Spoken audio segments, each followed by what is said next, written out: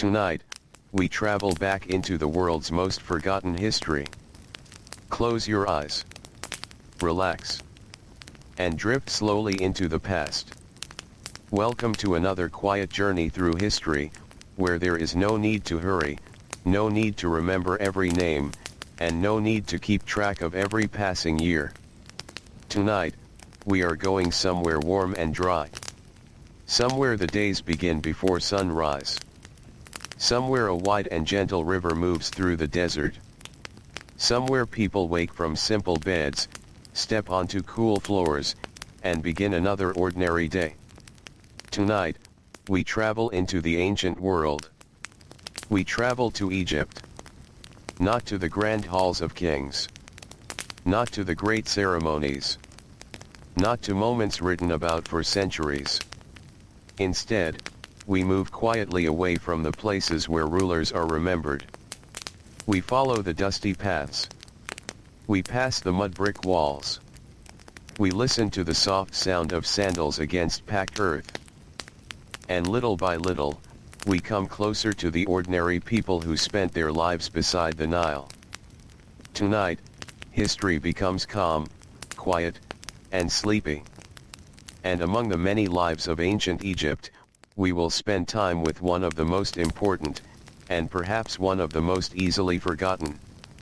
The farmer. So settle in. Let your breathing become slow. And imagine that the night around you is very still. Far away, beneath a sky filled with stars, the Nile River moves through the darkness. Its water reflects the pale light above. Along its banks, villages rest in silence. The mud brick houses are dark. Doors are closed. Cooking fires have burned low. Inside, families sleep close together. Some lie on woven mats. Some rest on simple beds. The air is warm, though the deepest part of the night carries a small touch of coolness. For now, there is little movement. A dog may stir somewhere in the darkness. An animal may shift in its shelter. The reeds near the river may whisper softly in the night wind. But the fields are quiet. The roads are quiet. Even the workshops, so busy during the day, have fallen silent. And in one of these villages, a farmer sleeps. He has slept after a long day of work. His body is tired. His hands are rough. His feet have known the dry earth, the damp mud, the shallow water, and the hard ground of the paths that connect the fields to the village. Tomorrow will not be very different from many other days. There will be work. There will be heat. There will be food to prepare. There will be animals to care for. There will be fields waiting beneath the growing light. And yet, for the moment, none of that has begun. The farmer rests. His family rests. The village rests. And the great river continues to move quietly through the night. Ancient Egypt was a land shaped by this river. Without it, much of the country would have been dry desert. Beyond the green strip beside the water, the land quickly became brown, dusty, and empty. The Nile gave life to the fields. It carried water. It brought rich mud. It connected villages and towns. It carried boats slowly from one place to another. And for generations beyond counting, people built their daily lives around its changing seasons. A farmer did not simply look at the land. He watched the river. He watched the sky. He watched the shape of the fields. He noticed the water. He knew when the soil was dry. He knew when it was soft beneath his feet. He knew that the year had its rhythm. The river had its rhythm. And his own life followed along. There were times for planting. Times for tending. Times for harvesting. And times when the fields changed their appearance and the farmer's work changed with them. Life did not stop when one task was finished. There was always another small duty waiting. a tool to repair, a wall to mend, an animal to feed, grain to carry, bread to eat, water to collect, a family to help support. And then, when the light finally faded, there was rest. Perhaps not perfect rest. Perhaps not enough. But rest all the same. Now, slowly, the darkness begins to change. The stars are still above the village, but the edge of the eastern sky has become a little lighter. It is not morning yet. Not fully. The houses remain quiet. But soon the first people will begin to wake. The farmer opens his eyes. There is no clock beside his bed. There is no bell telling him that the day has started. The changing light is enough. The sounds of the village are enough. The habits of a lifetime are enough. He rises slowly. Perhaps someone else in the household is already awake. Perhaps a small fire is being prepared. Perhaps there is the quiet sound of movement inside the house. A foot touches the floor. A clay vessel is lifted. Someone speaks softly. Outside, the village is beginning to breathe again. The first morning sounds are gentle. A door opens. An animal makes a low sound. A person walks across the packed earth. The air before sunrise can feel different from the heavy heat of the afternoon. For a little while, there is relief. The sun has not yet climbed high enough to make every task more difficult. This is valuable time. The farmer prepares himself for the day. His clothing is simple. The work ahead does not require decoration. The fields do not care about fine appearance. The earth does not care. The tools do not care. The work is waiting. And so, slowly, he steps outside. The village is made of homes built from mud brick. Their walls hold the memory of many hot days. The streets between them are narrow and dusty. Some houses are close together. Others open toward small spaces where people work, talk, prepare food, or care for animals. Life in such a village is shared. People know the sound of one another's footsteps. They know which family owns which animals. They know who has been working in the fields. They know when a household is preparing bread. They know when someone is ill. They know when a child has been born. They know, perhaps, more about one another than they would ever say aloud. The farmer walks through this familiar world. Nothing here is new to him. The same walls. The same paths. The same doors. The same river. But every day brings small changes. A jar has been moved. A wall has been repaired. A child has grown a little taller. An old neighbor walks a little more slowly. A basket is fuller than it was yesterday. A donkey stands in a different place.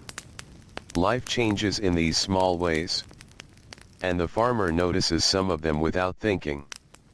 As he walks, the morning light slowly spreads. The Nile is nearby. Perhaps he can hear the water. Perhaps he passes others who are also beginning their work. Some are farmers. Some may be fishermen. Some may carry goods. Some may be heading toward workshops. Ancient Egypt was filled with different kinds of labor, but farming remained at the center of everything. Grain was needed. Food was needed. Beer could be made from grain. Bread could be made from grain. Families depended on harvests. Workers depended on stored food. Large communities depended on the steady work of people whose names have mostly disappeared. The farmer may never be remembered as an individual. His name may not survive on a monument. No great statue may be made in his image. But every season, he and countless others help keep the country alive. And now, As the morning arrives, he walks toward the fields. The path may be dry beneath his sandals. Or, depending on the season and the place, there may be damp earth nearby. The fields stretch beside the river, where the land is more generous. This narrow green world is precious. Beyond it, the desert waits. The difference can be sharp. Here, there is cultivation. There is open sand and stone. Here, people have worked the land. There, the wind moves freely across a much harsher place. The farmer does not need to think about the desert every morning. It is simply part of the horizon. A familiar edge to the world. His attention belongs to what is close. The soil. The water. The plants. The animals. The people working nearby. Perhaps he carries a simple tool. Perhaps another member of his household walks with him. Perhaps several farmers travel together, their pace unhurried but steady. They know what must be done. There is little need for long discussion. The work itself provides the rhythm. When they reach the fields, the light is stronger. The sky becomes clear. The shapes of the plants and the raised edges of the land are easier to see. The farmer pauses. Perhaps only for a moment. Then the day's labor begins. To understand the life of an ancient Egyptian farmer, it helps to slow down and think about the year itself. The farmer did not experience every month in the same way. The land changed. The river changed. The work changed. There were seasons when water was central to daily life. There were seasons when the soil had to be prepared. There were seasons when plants grew slowly beneath the sun. And there were seasons when the fields became busy with harvest. The rhythm repeated. Not exactly the same every year. Nature rarely offers perfect sameness. But the pattern was familiar. It was a pattern known by parents and grandparents. A pattern passed quietly through generations. Children learned by watching. They saw adults prepare the fields. They watched grain being handled. They listened to conversations about water and crops. They carried small things before they were old enough to carry heavy things. And eventually, the daily work of the land became part of their own lives. For the farmer, knowledge did not always come from written words. Much of it lived in experience. In memory.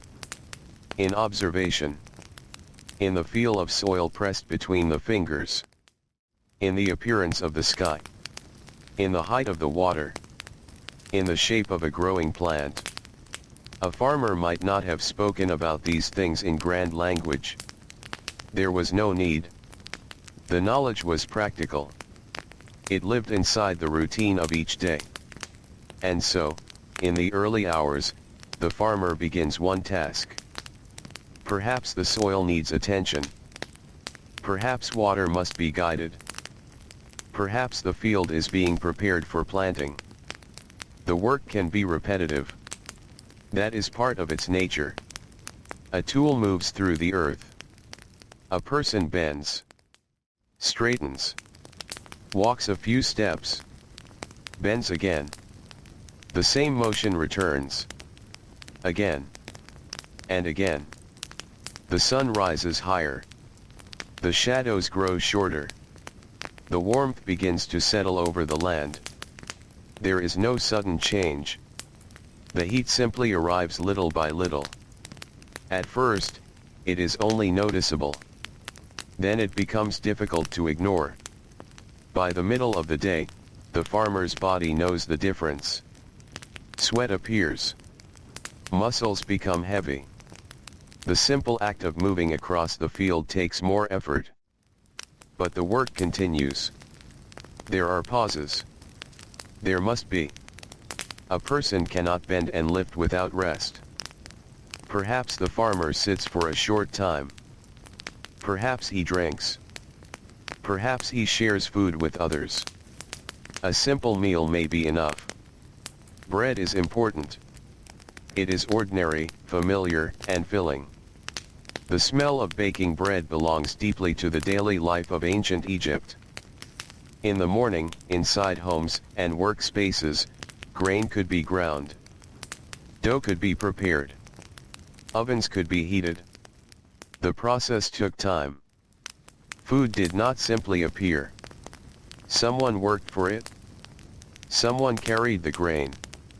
Someone ground it. Someone shaped the dough. Someone watched the fire. And after all of that, the bread was eaten. The farmer's family might have prepared food before the day's work began. Or food may have been brought out into the fields. Perhaps there is bread and something to drink. Perhaps onions or other simple foods. Nothing needs to be grand. The meal is part of the rhythm of labor. Eat. Rest. Return to work. And above them, the sun continues its slow movement across the sky. Ancient Egypt is often remembered through stone. Through temples. Through tombs. Through images of rulers standing still for thousands of years. But the daily world was made of softer things too. Woven baskets. Wooden handles. Ropes. Cloth. Reeds. Clay jars. Mud walls. Fresh bread. Water carried in containers. These things wore out.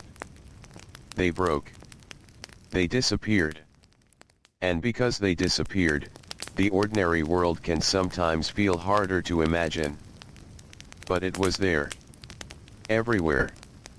A farmer's day was surrounded by objects made for use. Nothing needed to be perfect. A basket had a purpose. A jar had a purpose. A tool had a purpose. A sandal had a purpose. When something broke, if it could be repaired, it might be repaired. Life required materials. Materials required work.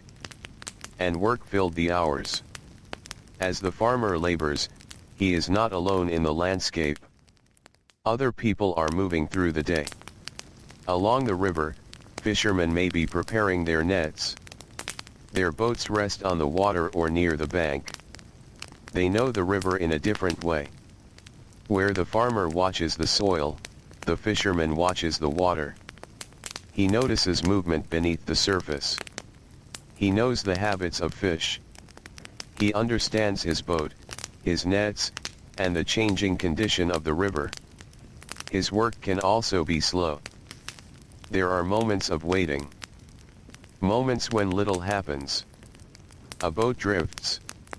Water touches the side of the hull. The sun shines on the surface. A fisherman watches. And waits. Not far away, other workers may be busy with entirely different tasks. A potter works with clay. Hands press and shape the material. A workshop carries the sounds of repeated movement. Tools touch stone or wood. A craftsman sits for hours.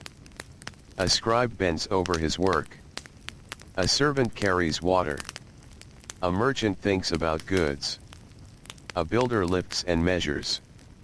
A farmer continues to farm. The ancient world is not a single story. It is thousands of small routines happening at the same time. Some people spend their days near the river. Some spend them inside workshops. Some travel along roads. Some remain close to home. And many live lives that are physically demanding from morning until evening. The farmer's work is connected to all of them. A city cannot eat without food. A workshop cannot function if workers are hungry. A boatman needs supplies. A builder needs meals. A family needs grain. The field may seem quiet and distant from the busier parts of Egypt, but it is deeply connected to everything else. The farmer knows this in a practical way. He may not think about the entire country. He thinks about his work, his household, the needs of the season, the grain that must grow, the food that must last. And so the day continues. The soundscape of the field is simple. Wind through plants, the soft movement of feet, the voices of workers, animals nearby, the occasional sound of a tool, birds moving above the water, then silence, then another small sound. The world is never completely quiet, but it has long stretches without urgency.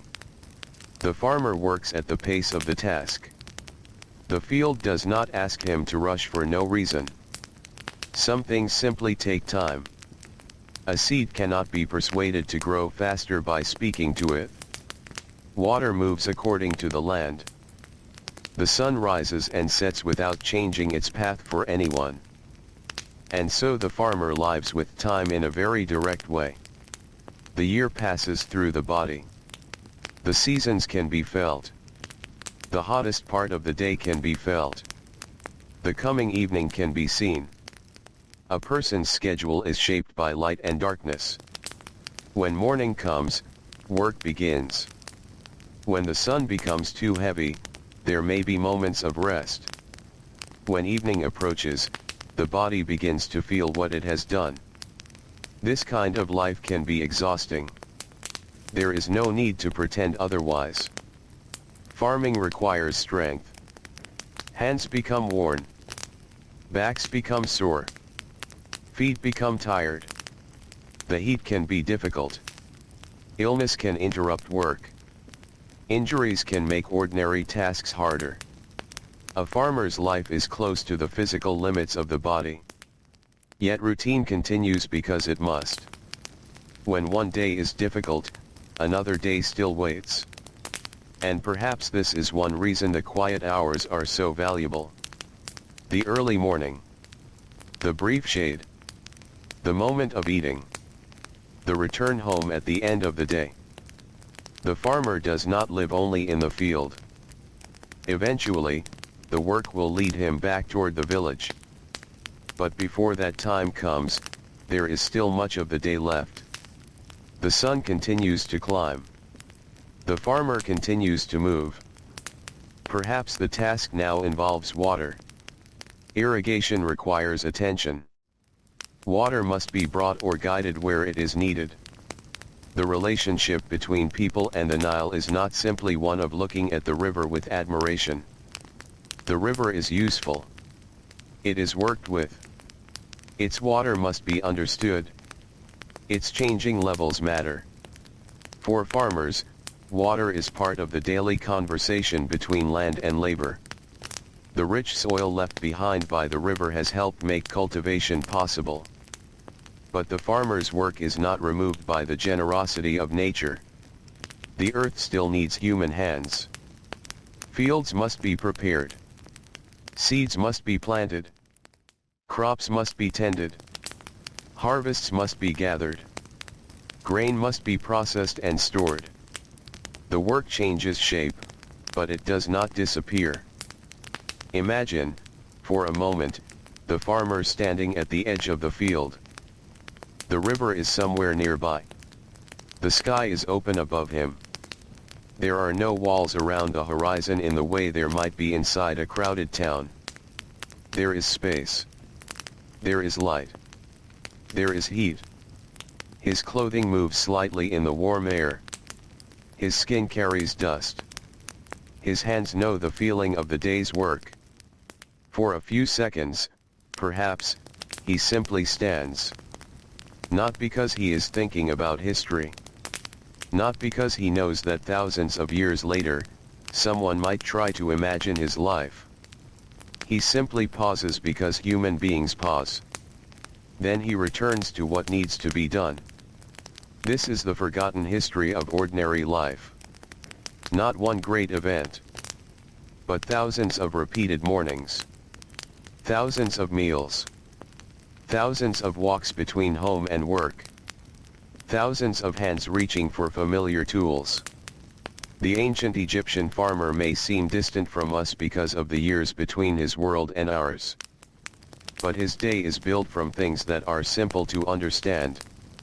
He wakes. He eats. He works. He becomes tired. He rests. He worries about the food that his household will need. He knows the feeling of heat. He knows the relief of shade. He returns to familiar people at the end of the day. And through all of this, the Nile remains. The river is older than the farmer. It will remain after his own life has passed. It has carried generations before him. It will carry generations after him. Boats move along it. Birds rise from its edges. Children grow up beside it. Old people sit near it. Workers draw water from it. The farmer depends upon it. And at night, when his work is finished, he may hear it again as the village becomes quiet. But the evening is still some distance away. For now, the afternoon approaches. The heat becomes heavier. The work slows slightly, not because there is nothing to do, but because the body cannot remain untouched by the sun. Perhaps workers find a place to rest. A small area of shade can feel precious. A tree. A wall. A simple shelter. The farmer sits. His breathing becomes slower. He eats if there is food remaining. He drinks. Around him, others may be resting too. For a little while, conversation may be quiet. There is no need to fill every moment with words. When people have worked for hours beneath the sun, silence can be welcome. Someone may lie back. Someone may look toward the river. Someone may adjust a sandal. Someone may simply close their eyes. The field waits. It does not go anywhere. The work will begin again soon enough. In the village, meanwhile, the day has its own rhythm. Women and men may be involved in different kinds of household and economic work. Children move through the spaces between adults. Older family members may sit or work according to their strength and responsibilities. Food preparation continues. Cloth may be worked. Containers may be filled. Homes may need cleaning or repair. Animals require care. The home is not a place where all work stops. It is another center of labor. A mud brick house can be simple, but it still contains the small world of a family. There may be storage spaces, cooking areas, sleeping places, clay vessels, baskets, tools. The rooms may feel close and warm. Light enters through openings. At certain times, the smell of food fills the space. At other times, dust settles quietly. The walls protect the household from the outside world, but life moves constantly across the doorway. People leave. People return. Children run. Neighbors speak. Goods are carried inside. Water is brought home. The farmer is part of this household world even while he is away in the fields. His labor supports it. And when he returns, he will enter it again. For now, though, the afternoon light remains bright. The farmer rises from his short rest. His body may feel slightly better. Or perhaps the rest is not long enough to make much difference. Still, it is time to continue. He walks back into the field. The work resumes. There is a quiet dignity in repetition. The same action does not need to become dramatic to matter. One hand reaches. Another hand follows. A tool is lifted. The soil is moved. A bundle is carried. A path is walked. At the end of the day, these small actions will have created something larger. But while they are happening, Each action is simply the next thing to do. This is how much of life is lived. Not in great moments, but in the space between them. And as the afternoon slowly begins its long movement toward evening, the farmer continues his work beneath the ancient Egyptian sky. The Nile flows nearby. The fields hold the warmth of the sun. The dusty paths wait for the footsteps that will eventually return home. And somewhere in the village, bread is being prepared. A fire is burning. A clay jar is being lifted. A child is growing sleepy in the heat. An old person rests against a wall. A fisherman brings his attention back to the water. A scribe continues his careful work. A builder wipes dust from his hands. And the farmer, still surrounded by the quiet labor of the land, works on. Slowly. Steadily. Without knowing that his ordinary day will become part of a history almost no one remembers by name. The shadows have not yet grown long. There is still time before the coolness of evening. There is still soil beneath his feet. Still work in his hands. Still the steady rhythm of the river beside the green fields.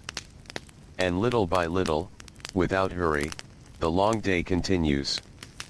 And little by little, without hurry, the long day continues. The sun is now well above the fields. Its warmth has settled over the green land beside the Nile, pressing gently against the mud, the reeds, the growing plants, and the backs of those still at work. For the farmer, the afternoon is not a new beginning. It is simply the middle of a day that began in darkness. His body already remembers the morning. His hands have been moving for hours. His feet have crossed the same ground again and again. The dust has gathered. The heat has grown. And yet there is still work waiting. He bends once more. He reaches. He lifts. He carries. Then he walks a little farther. There is no music guiding the rhythm of the work. No one counts every movement. The rhythm comes from the body itself. Bend. Lift. Walk. Set down. Turn. Begin again. Around him, other farmers are doing much the same. Some are close enough to exchange a few words. Others work quietly. A person may speak about the condition of the field. Another may mention something needed at home. Perhaps someone complains softly about the heat, though the complaint changes nothing. The sun continues across the sky. The work continues beneath it. In ancient Egypt, a farmer's life was shaped by patience. The earth could not be hurried. The river could not be commanded to follow a man's wishes. Seeds required time. Crops required time. Even the hardest labor often led towards something that would not be ready for many days or many weeks. A farmer placed effort into the present while waiting for the future. This was simply part of life. There were no guarantees hidden inside the soil. A field could look promising and still bring worry. Water could become a concern. Illness could weaken the people needed for work. Animals could require attention. The needs of a household never disappeared completely. And still, the farmer worked. He did what could be done with the day that stood before him. Perhaps that is why the tasks themselves became so familiar. When a person performs the same kind of labor throughout many years, the hands begin to understand before the mind has finished forming a thought. The fingers know how to hold the tool. The feet know the paths. The eyes recognize small changes in the land. The body learns. A young child may watch these movements for years. At first, the child sees only work. Adults walking. Adults bending. Adults carrying things that seem too heavy. But with time, the child begins to help. A small bundle is carried. A simple task is given. A message is taken from one place to another. And eventually, the child understands that the field is not simply a place outside the village. It is part of the family's life. It provides food. It demands effort. It fills the days. And one day, perhaps, it will become the child's responsibility as well. The afternoon moves slowly. There is something sleepy about the hottest hours. Even when work continues, the heavy warmth seems to soften the edges of sound. Voices do not travel in the same sharp way. The air above the ground may shimmer. The earth feels warm beneath bare feet or sandals. A person longs for shade. Even the animals move with less energy. Some stand quietly. Some find whatever shelter they can. The farmer notices these things without needing to stop and study them. They belong to the world around him. He may work with animals as part of his farming life. An ox may help with the difficult work of preparing the soil. A donkey may carry loads. Goats or other animals may need food and attention. Animals are not distant from the household. Their sounds and movements are part of daily life. They require care. They become another responsibility waiting at the beginning and end of the day. A farmer may finish his work in the fields and still have duties before he can rest. There is always something. A rope needs checking. A container must be moved. An animal needs water. A tool must be placed somewhere safe. The work of survival is made from many small pieces. No single piece seems large when viewed alone. But together, they fill an entire life. The farmer looks toward the sun. It has moved. Perhaps there is still much to do. Perhaps the day's task is beginning to reach a natural stopping point. The decision is not always simple. A farmer must think about what can wait and what cannot. Some work belongs to tomorrow. Other work cannot be left behind. The land teaches this slowly. Through experience. Through good seasons and difficult ones. Through years when everything seems to move as expected and years when it does not. But this afternoon is not a story of great disaster. It is an ordinary afternoon. And there is comfort in its ordinariness. The river continues beside the land. A boat passes in the distance. From far away, it may appear to move almost without effort. The sail catches the wind. Or the boat is guided by the steady labor of those aboard. Its shape becomes smaller as it moves along the water.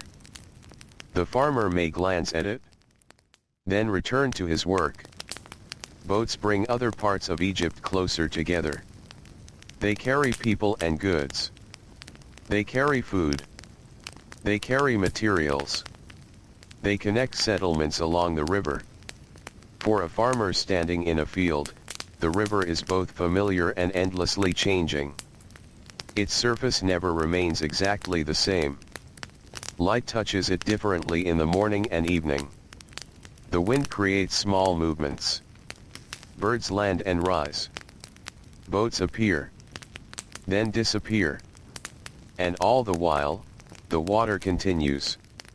It is easy, from a distance of thousands of years, to imagine ancient Egypt as a still place. A place frozen in paintings and carved stone. But the real world was always moving. Water moved. People walked. Animals wandered. Smoke rose from cooking fires. Children grew. Bread was baked and eaten. Tools were worn down. Homes were repaired. The dead were remembered.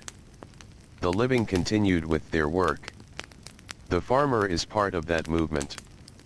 He is not standing still inside history. He is simply living. His life is filled with the immediate needs of the day. And now, as the afternoon slowly softens, the thought of home may begin to enter his mind. Not yet as a clear decision to leave. There is still time.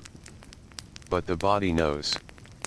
After enough hours of labor, home begins to feel like a place waiting quietly beyond the field. Perhaps his family is there. Perhaps food is being prepared. Perhaps a child will run toward him when he returns. Perhaps the house will be warm and crowded. Perhaps he will sit for a while before eating. These are small hopes. Simple things. But after a long day, simple things can feel important. Still, the farmer remains at work. He finishes one more section. Then another. The light changes almost without notice. The fierce brightness of midday begins to lose some of its force. The shadows become slightly longer. The land starts to look different. The same field that seemed almost flat beneath the highest sun now shows more shape. Raised edges catch the light. Plants cast thin shadows. The farmer can feel the change as much as see it. The worst of the day's heat is slowly passing. This does not mean that the evening has arrived. There is still warmth everywhere. But the promise of cooler air has begun. In another part of the village, household work continues. Inside one home, grain may be prepared. The work of turning grain into food can take patience. There is grinding. There is mixing. There is shaping. There is fire. Hands that have already spent much of the day working continue to move. Food is necessary. And preparing it is work in itself. The sound of grinding can become part of the household's daily rhythm. Stone against grain. Again and again. Fine particles gathering. The work is repetitive. It can be tiring. But it is familiar. A person may speak while working. Or remain quiet. Children may be nearby. One child watches. Another has wandered away. Someone asks for water. Someone else brings a vessel. The life of the household is not perfectly organized. It is filled with interruptions. Small requests. Small accidents. Small moments of laughter that come and go without becoming the center of the day. A jar may be moved. A basket may be filled. A doorway may open. Then close. Outside, the dusty paths carry people home. Some return from workshops. Some from the river. Some from the fields. The village begins, little by little, to change its mood. The busiest work is not yet finished, but the direction of the day is changing. Morning carried people outward. Evening will bring many of them back. The farmer eventually reaches the point where he can stop. Perhaps he looks once more across the field. There is no need for ceremony. He does not stand before the land and make a speech. The work is simply finished for now. Tomorrow will bring more. He gathers what needs to be carried. He takes his tool. He begins the walk back. The path feels different at the end of the day. In the morning, the body moved with the freshness of rest, however small that rest may have been. Now every step carries the memory of labor. The legs feel heavier. The shoulders feel tired. The hands may ache. Dust clings to the skin. The farmer walks slowly. There is no reason to rush. The village is not going anywhere. The evening waits. Along the way, he may meet others returning home. A fisherman carries what the river has given him. Another farmer walks with an animal. A worker from a workshop returns with dust on his clothing. A merchant may still be moving through the streets, thinking about goods that must be exchanged or stored. The different lives of Egypt begin to cross paths again as the day draws toward its quieter hours. For a few moments, people may speak. Not about the great matters of the kingdom. Not about events that will be remembered by scribes. They speak about ordinary things. A field. An animal. Food. Family. The condition of the day.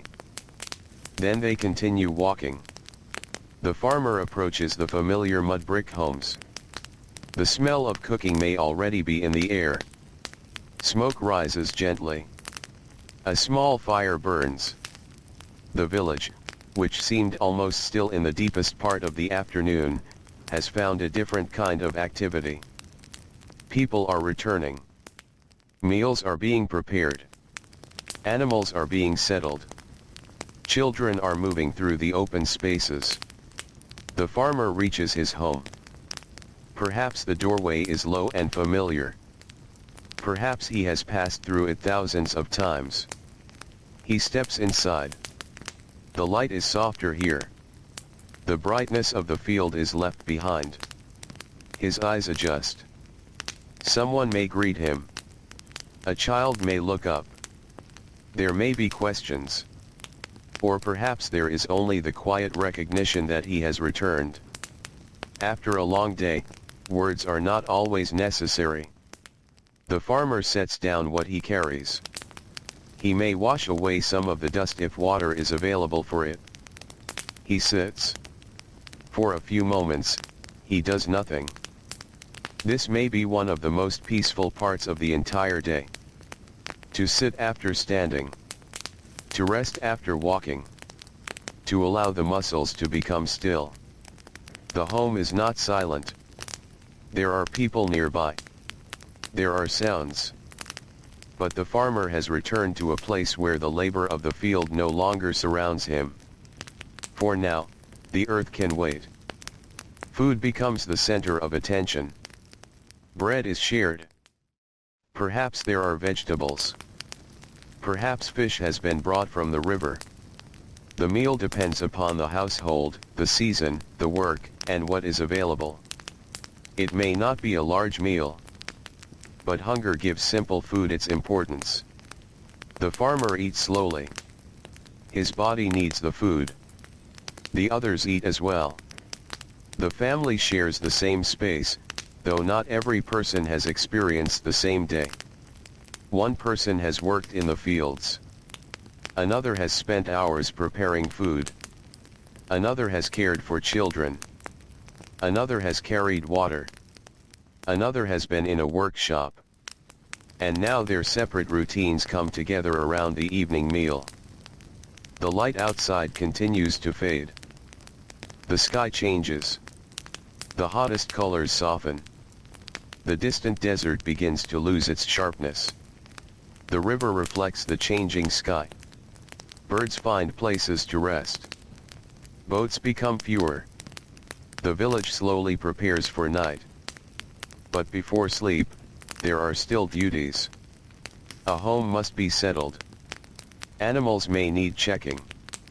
Tools must be put away. Food may need to be stored. Water vessels must be placed where they will be needed. Tomorrow is already waiting quietly in the background. No one can fully escape the work of the coming day. And yet, for a little while, there is evening. The farmer may step outside. The air feels different. The heat has begun to leave the earth, though the warmth remains. A soft wind moves through the village.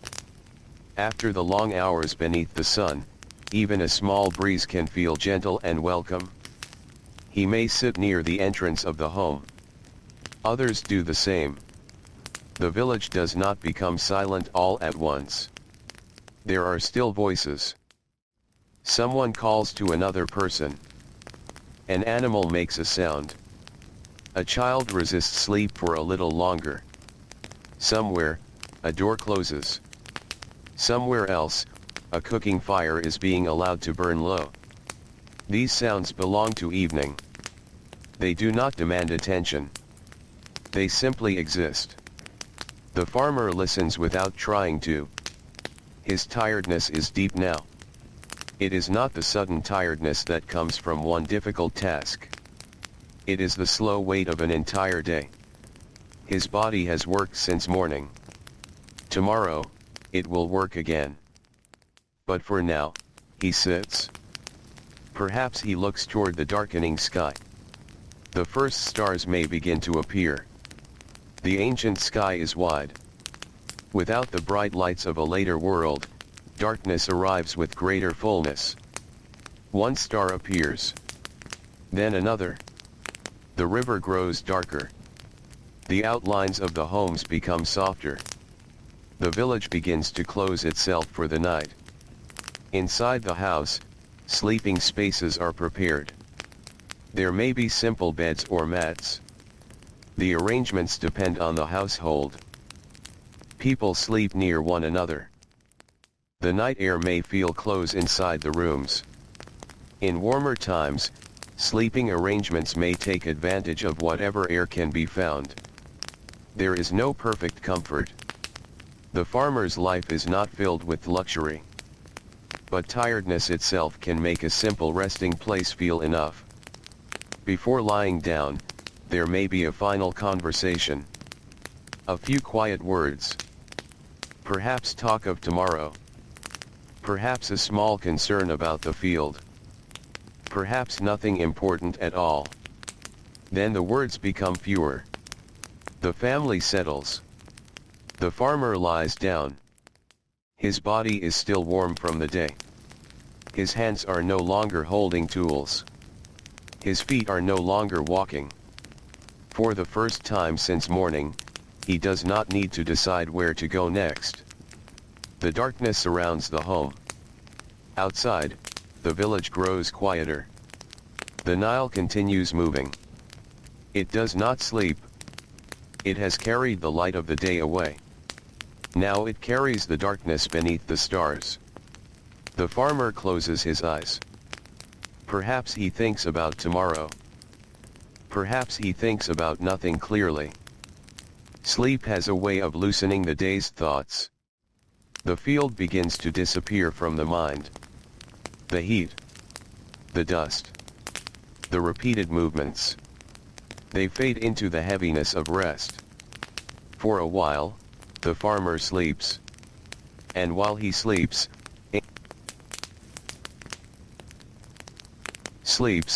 ancient Egypt continues around him. Farther away, someone still works by a small light. A guard remains awake. A traveler moves along the river. A boat rests against the bank.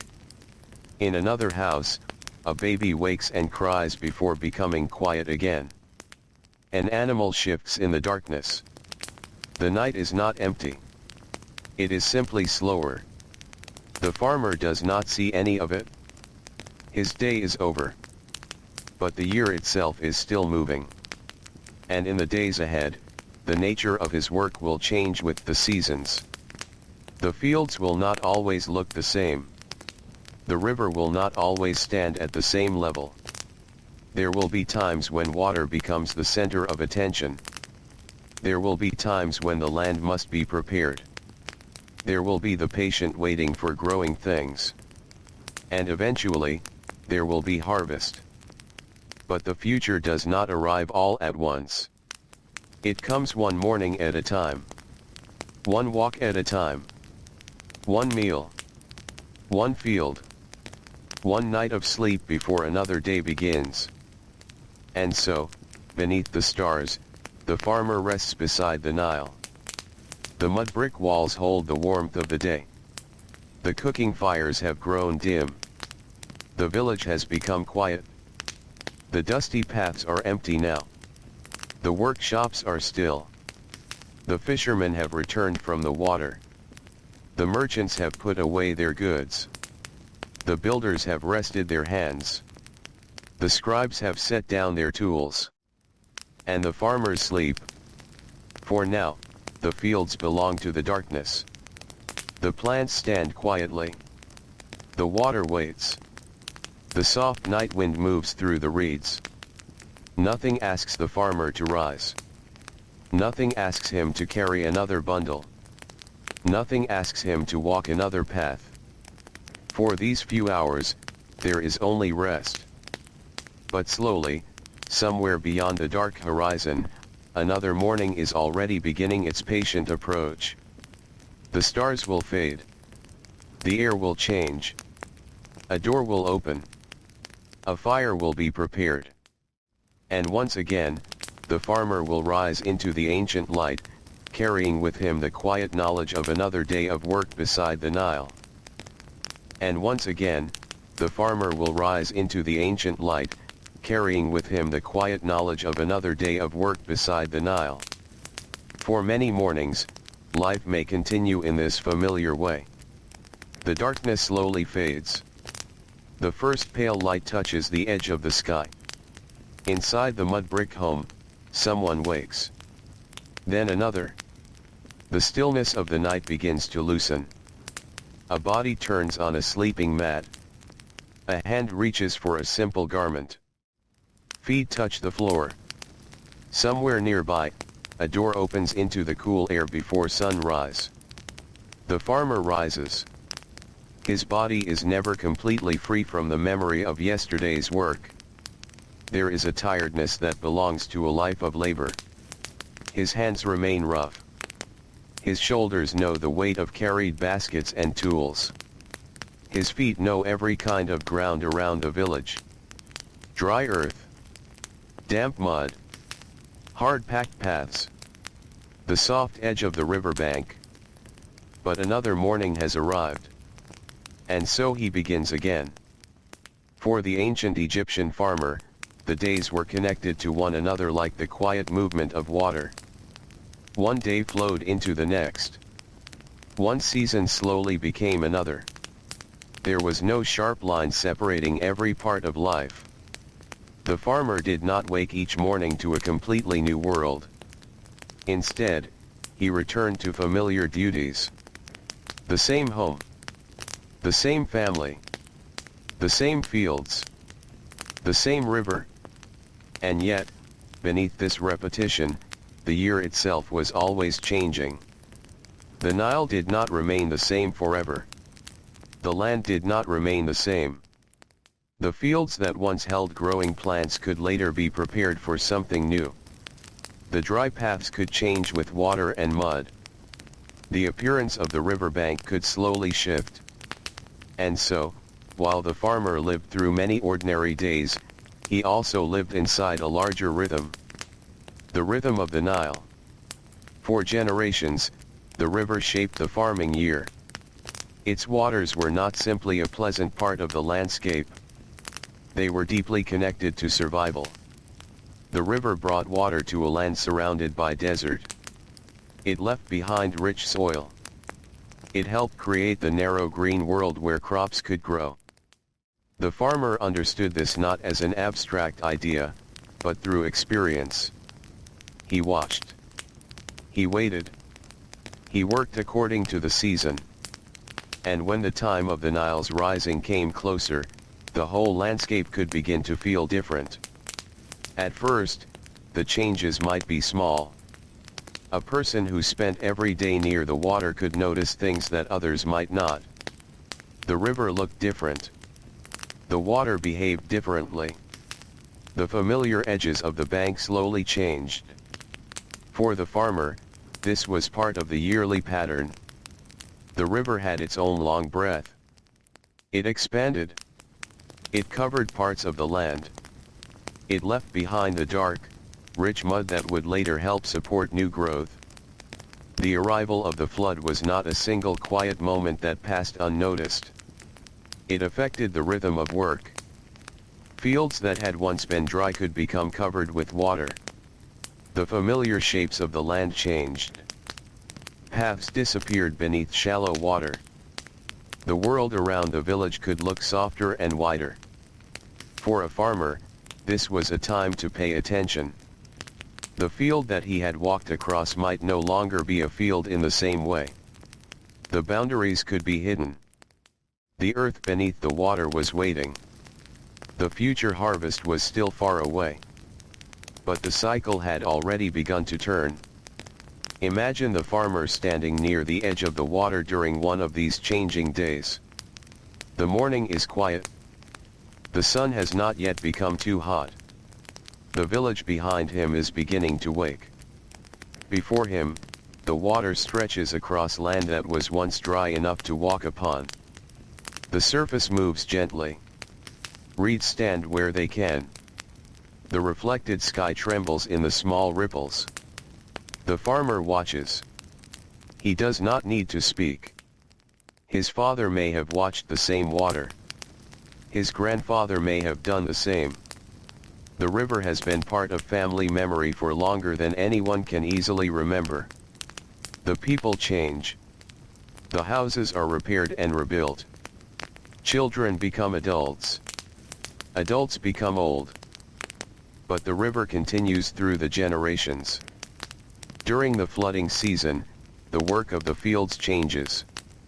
The farmer cannot perform every ordinary task in the same way. The landscape itself decides that.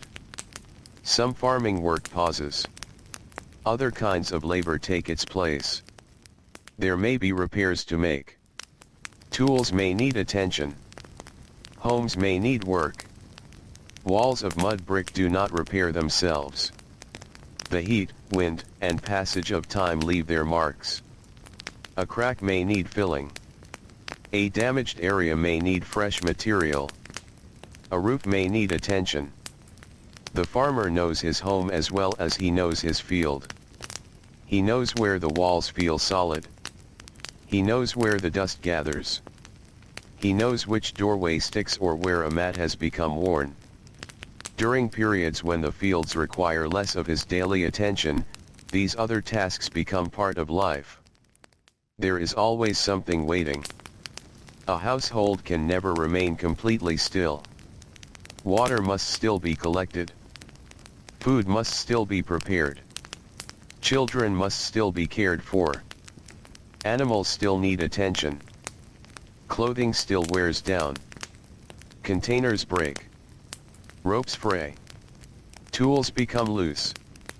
The quieter season in the field does not mean that the farmer becomes a person without work. It simply means that his work changes shape.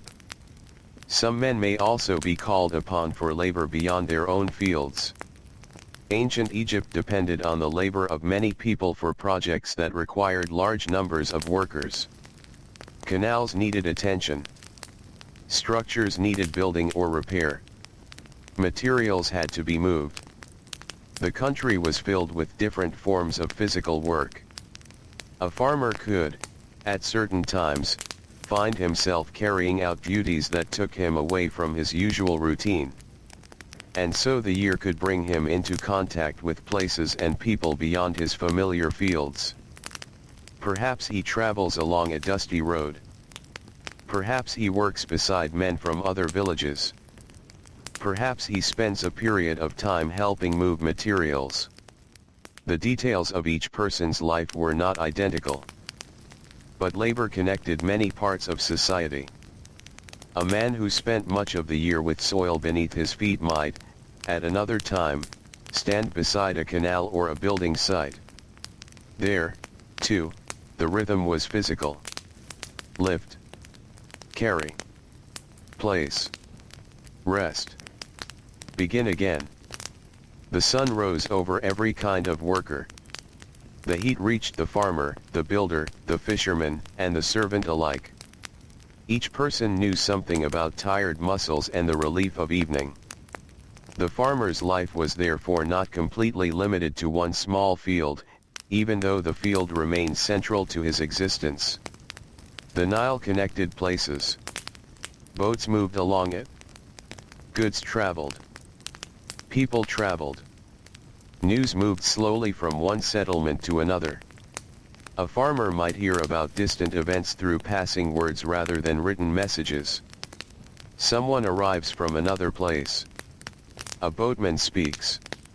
A merchant mentions something heard farther down the river. The news may travel from mouth to mouth. But for most of the farmer's daily life, distant matters remain distant. The home is close. The field is close. The river is close. These are the things that shape his day. During the flood season, the river can seem even more present than before. Water is no longer only beside the fields. It may cover them. The farmer looks over a changed landscape. Where were the boundaries? Where was the path? Where did one piece of land end and another begin? After the waters withdrew, such questions could matter. Land needed to be understood again. Its condition needed to be seen. The rich mud left behind would become part of the next stage of farming life. For now, however, the water moves quietly. A boat glides where a person may once have walked. The sunlight rests on the broad surface. The farmer watches from the edge. Perhaps he feels concern. Perhaps hope. Perhaps only the calm acceptance of a pattern he has known all his life. The river rises. The river falls. And human beings work within its rhythm. Back in the village, life continues. The mud brick homes are filled with the small sounds of ordinary existence. Grinding stones. Clay vessels touching one another. Footsteps. Children speaking. Animals making soft noises. A wooden door moving on its hinge. The crackle of a cooking fire. These sounds rise and fade throughout the day. They are not important enough to be written into the records of kings. But they make up the greater part of human life. In one home, a woman begins the work of preparing food. Grain must be turned into something the family can eat. The grinding stone is used again. The motion is familiar. The hands move back and forth. The work requires patience. Flour slowly gathers. Then comes the preparation of dough. The warmth of the fire. The waiting. The smell of bread. For the farmer returning from work, this smell is familiar. It belongs to home. It belongs to hunger. It belongs to the beginning and ending of ordinary days. Children grow up surrounded by these same smells and sounds. A young child may not understand the full importance of the Nile. The child may simply know that adults become busy at certain times of the year. That the appearance of the land changes. That some days bring more people to the village paths. That the adults speak about water, soil, grain, or animals.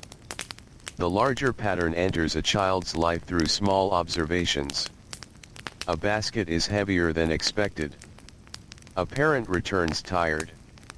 A meal is smaller or larger depending on what is available. A new task is given. The child slowly becomes part of the household's labor. No grand ceremony is needed. Life teaches through repetition. The farmer's family is not separate from his work. Every person is connected to it. A good harvest can bring a sense of security. A poor one can bring concern. Grain must feed the household.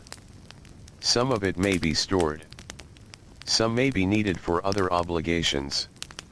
The farmer understands that the field is not only a place of green growth. It is also the beginning of bread. The beginning of meals. The beginning of the food that gives people the strength to work again. And so, when the flood water slowly begins to withdraw, attention returns more directly toward the land. The water leaves behind dark earth. The farmer can see the fields changing again. Places that were covered begin to emerge. Mud settles. The landscape takes shape. The cycle moves forward. Now comes another period of preparation. The land must be made ready. The farmer walks over soil that feels different beneath his feet. The river has done its work. Now human hands must begin theirs. The first days after the water has gone can carry a quiet sense of possibility. The field is open. The season is moving. There is work to do. The farmer examines the ground. He notices the moisture. He notices the texture. He may speak with another farmer. There is no need for long speeches. The work itself is understood. Animals may be brought forward. Tools are lifted again. The slow movement of farming begins another cycle. Preparing the land is not dramatic. It can be repetitive and tiring. A farmer guides an animal. A simple plow moves through the earth. The soil turns. Clumps break. The field is slowly changed by labor. The farmer walks behind or beside the work. His eyes remain on the ground. The open sky stretches above. Birds may move through the distance. The village remains somewhere behind him. From time to time, a voice carries across the field. Then the sound fades. The farmer continues. There is a peaceful rhythm in watching land become ready. Not because the work is easy. It is not. But because each motion has a purpose. The soil is prepared. The seed will follow. And after the seed, there will be waiting. Ancient farmers knew how much of life depended upon waiting. No amount of strength could force the growing season to finish in a day. The farmer could plant. He could tend. He could guide water. But then the earth and the sun had their own work to do. This waiting did not mean doing nothing. There were always other tasks. But somewhere in the back of the mind, the growing plants remained. The farmer would look for them. He would notice their condition. He would understand that the future meal was now a small thing rising from the soil. The time for planting arrives. Seeds are carried. Hands scatter them. The farmer walks across the prepared land. Each handful is light compared with the heavy loads he has carried before. And yet these small seeds hold much of the year's hope. They fall. They disappear into the soil. The field does not look very different at first. There is no immediate reward. No sudden transformation. The farmer finishes his work and looks over the land. Then he leaves. And the waiting begins. Days pass. The farmer returns to other duties. Animals still need care. The home still needs food. The village still follows its daily rhythm. Morning comes. Morning ends. Evening arrives. Then another morning begins. The farmer may visit the fields and notice the first signs of change. Small growth. Tiny green life against the dark soil. It is a quiet transformation. The farmer does not celebrate with noise. He simply sees it. Perhaps he bends down. Perhaps he studies the plants for a moment. Then he stands again. There is more work. There is always more work. As the plants grow, the field begins to change its color. What was once open soil slowly becomes green. The landscape feels alive in a different way. The farmer walks between the growing crops. He notices whether the plants appear healthy. He pays attention to water. The relationship between the farmer and the field is not a single moment of planting followed by months of sleep. The land requires observation. Care continues. The farmer's days are filled with these small acts of attention. A person who lives close to the land learns to see details.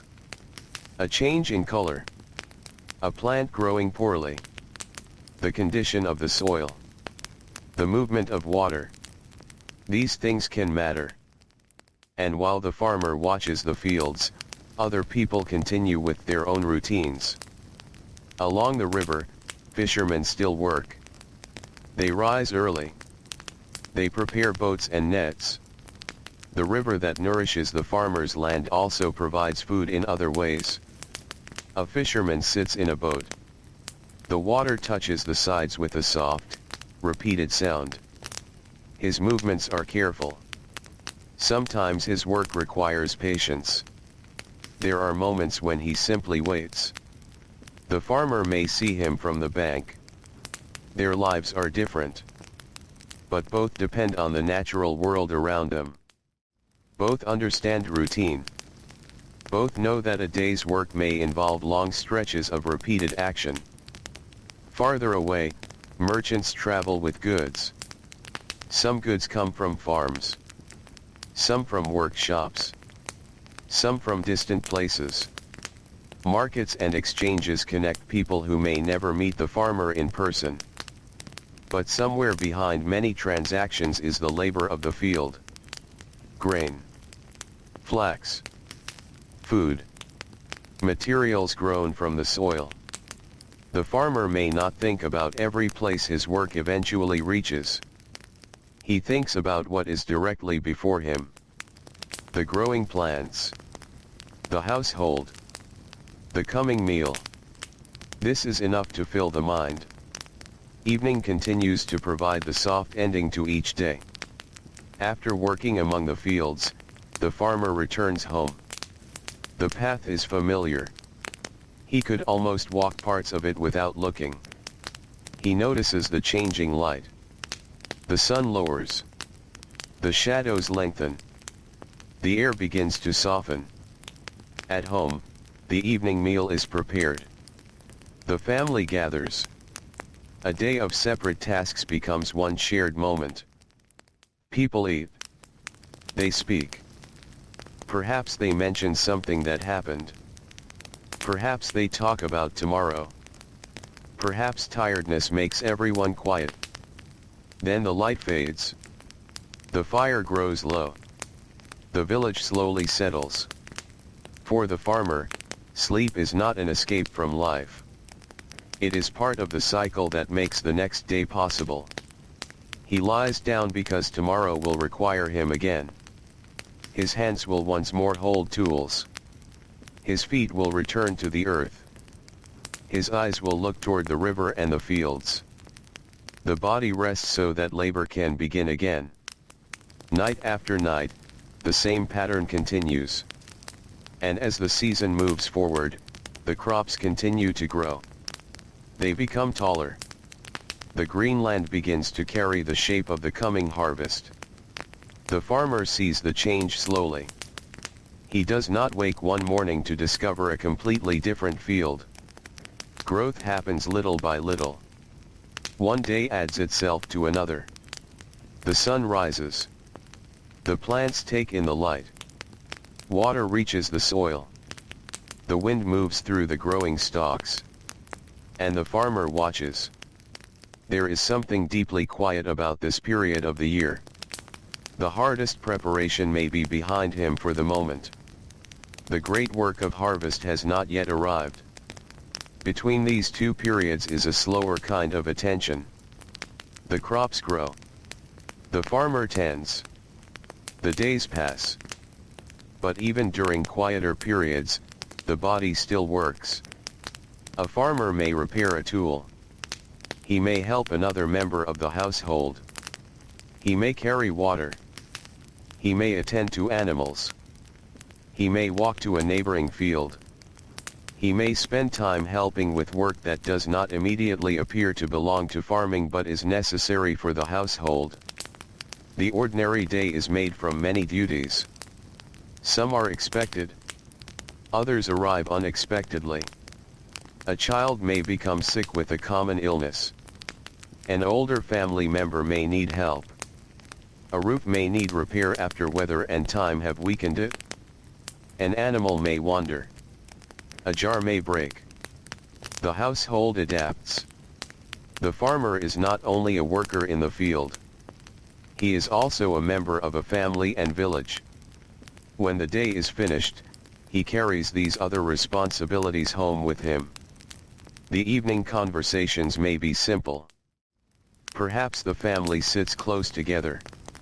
The darkness grows outside. A small light may provide a warm glow. The mud brick walls hold shadows. The faces of family members appear and disappear in the soft light. Someone prepares a sleeping place. Someone puts away a container. Someone yawns. The farmer feels the day's tiredness returning. It is a familiar tiredness. Not a surprise. Not a great tragedy. Simply the natural weight of a body that has worked. He lies down. Outside, the wind moves quietly. The village becomes still. And somewhere beyond the homes, beyond the fields, beyond a narrow green strip of cultivated land, the desert waits beneath the stars. It is a silent presence around Egypt. A reminder that the fertile land beside the river is precious. The farmer may not spend his evenings thinking deeply about the desert. He has enough to think about. But he can see it. He knows where the green world ends. He knows that the Nile is the reason life gathers where it does. Without the river, the village would not exist in the same way. Without the river, the fields would not stretch across the land. The farmer sleeps close to the source of that life. And the Nile continues to move through the night. As the weeks pass, the growing crops slowly change. The farmer sees more than green. He begins to see the approach of another stage in the year. Harvest will eventually come. And harvest means more labor. The fields will become busy. People will move with purpose. Grain will need to be cut. Bundles will need to be gathered. The work of many earlier months will finally become something that can be carried, stored, and eaten. But that time is not here yet. For now, the farmer continues to wait and work. The growing season has its own calm. Morning visits the fields with soft light. The farmer walks among the crops. His footsteps disturb the dust along the edges. The plants move slightly in the breeze. He pauses. Perhaps he runs his fingers lightly along a stalk. Perhaps he simply looks. Then he turns toward another task. The day has begun again. And the ancient world continues at its patient pace. Along the riverbank, fishermen prepare for another morning. Inside homes, bread is being made. In workshops, hands begin their careful movements. On dusty roads, people carry baskets and jars. Animals are led from one place to another. Children wake. Older people sit quietly in the growing light. The farmer returns to the field. The season moves forward. The Nile keeps flowing. And somewhere within the tolerant crops, hidden inside the slow passing of days, the next great labor of the year is quietly approaching. But for now, the sun is still low. The air is gentle. The field is peaceful. The farmer stands for a moment beneath the open sky. Then, with the same calm movements that have carried him through countless mornings, he bends toward the earth and begins another ordinary day. Then, with the same calm movements that have carried him through countless mornings, he bends toward the earth and begins another ordinary day. The season continues. Nothing changes all at once.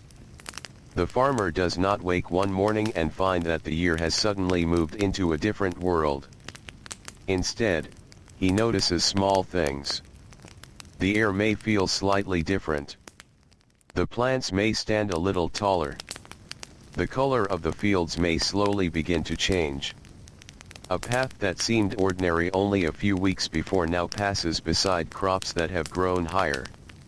The farmer walks along it and sees what time has been doing while he carried out the rest of his daily work. The seed that disappeared beneath the soil has become a living part of the landscape. The field is no longer open and dark. It has become full. The plants stand close together.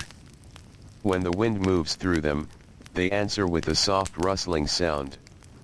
The farmer pauses at the edge of the field. Morning light rests gently across the growing grain. For a few moments, the day still feels cool. The sun has risen, but the heavy heat has not yet arrived. There is time to breathe. Time to look. Time to notice the quiet work that has been taking place without human hands.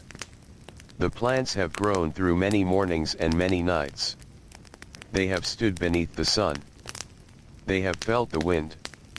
They have drawn nourishment from the earth. The farmer has watched and tended them.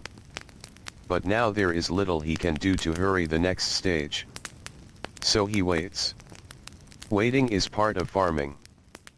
Perhaps it is one of the oldest forms of patience. The farmer knows this. His entire year is shaped by things that require time. Water must rise and fall. Mud must settle. Fields must be prepared. Seeds must be planted. Plants must grow. And then, at last, the grain must ripen.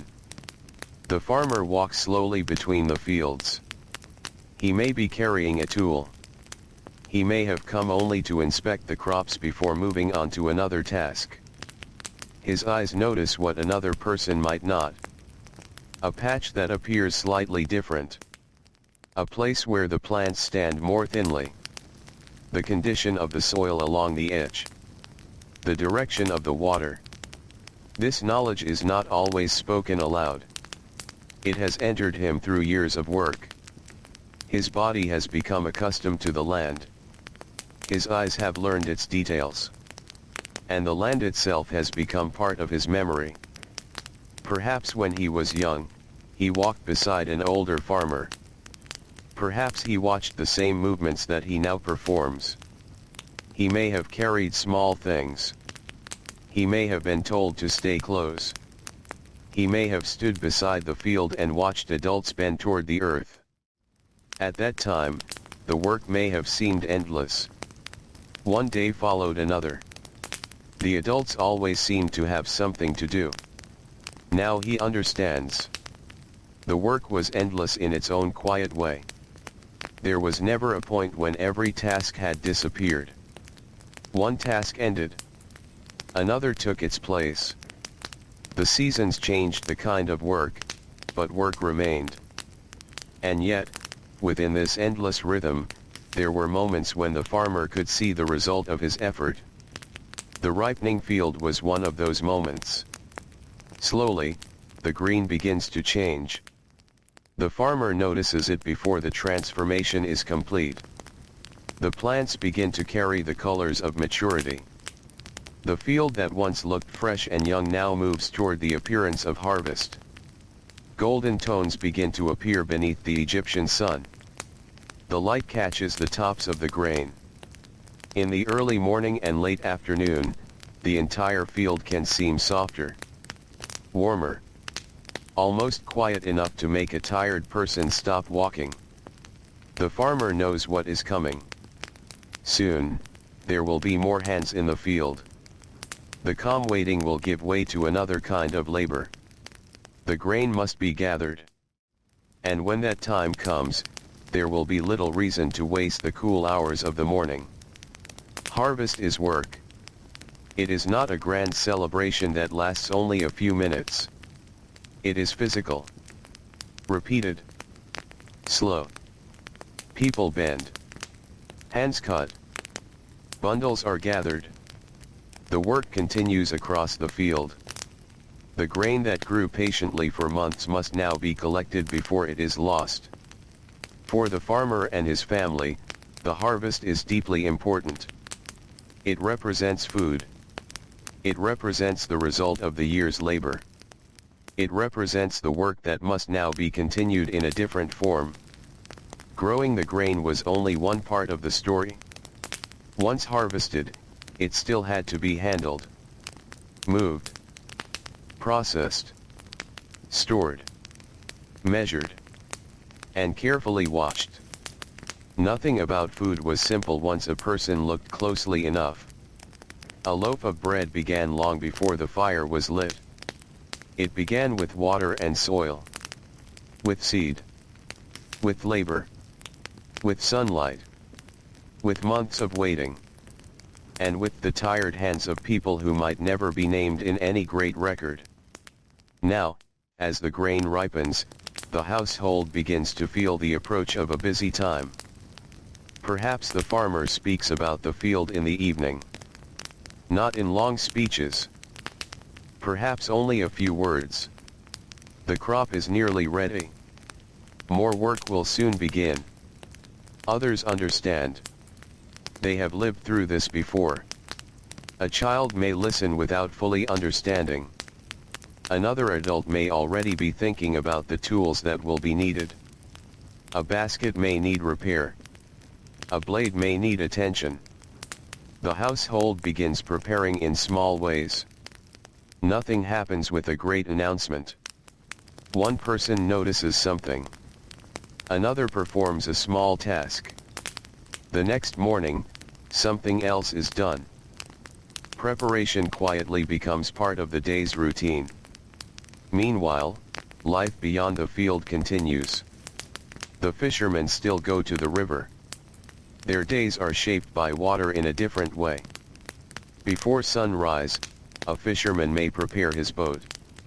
The river is often calm in the early light. Mist or softness may rest over the surface. The boat touches the water. A hand pushes it gently away from the bank. The fisherman moves outward. His nets wait. His work begins. The farmer may see these boats from a distance. A small shape moving across the wide water. Perhaps the boat passes while he stands in the field. For a moment, the two worlds exist side by side. The water. The land. The fisherman. The farmer. Both beginning their work. Both depending upon the Nile. The river gives in different ways. It provides fish. It carries boats. It brings water. It leaves rich soil. It connects communities. The farmer does not need to understand all the ways in which the river supports Egypt. He knows enough through experience. He knows that without the water, the field would not become what it is. And now the field is approaching its busiest time. One morning, the farmer arrives and knows. The grain is ready. Perhaps the change has been coming for days. Perhaps he has been waiting for this exact moment. But there is still a quiet recognition when waiting becomes action. The tools are brought out. The workers gather. The field that has spent months growing in relative silence is about to become a place of steady human movement. The harvest begins. There is no need to hurry beyond what the work requires. People spread through the field. The first stalks are cut. Hands gather them. The movement repeats. Again. And again. The morning passes. The sun rises higher. Bundles begin to appear. The field slowly changes.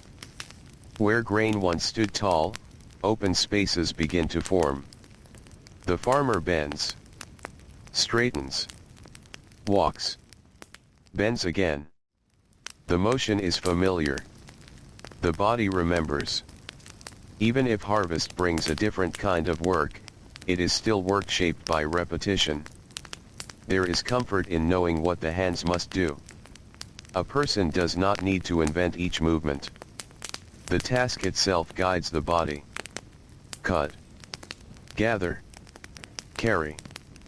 Set down. Return. The sun grows warmer. Sweat gathers. Dust clings to skin and clothing. The smell of dry plants rises around the workers. The field fills with the soft sounds of labor. Stalks brushing against one another.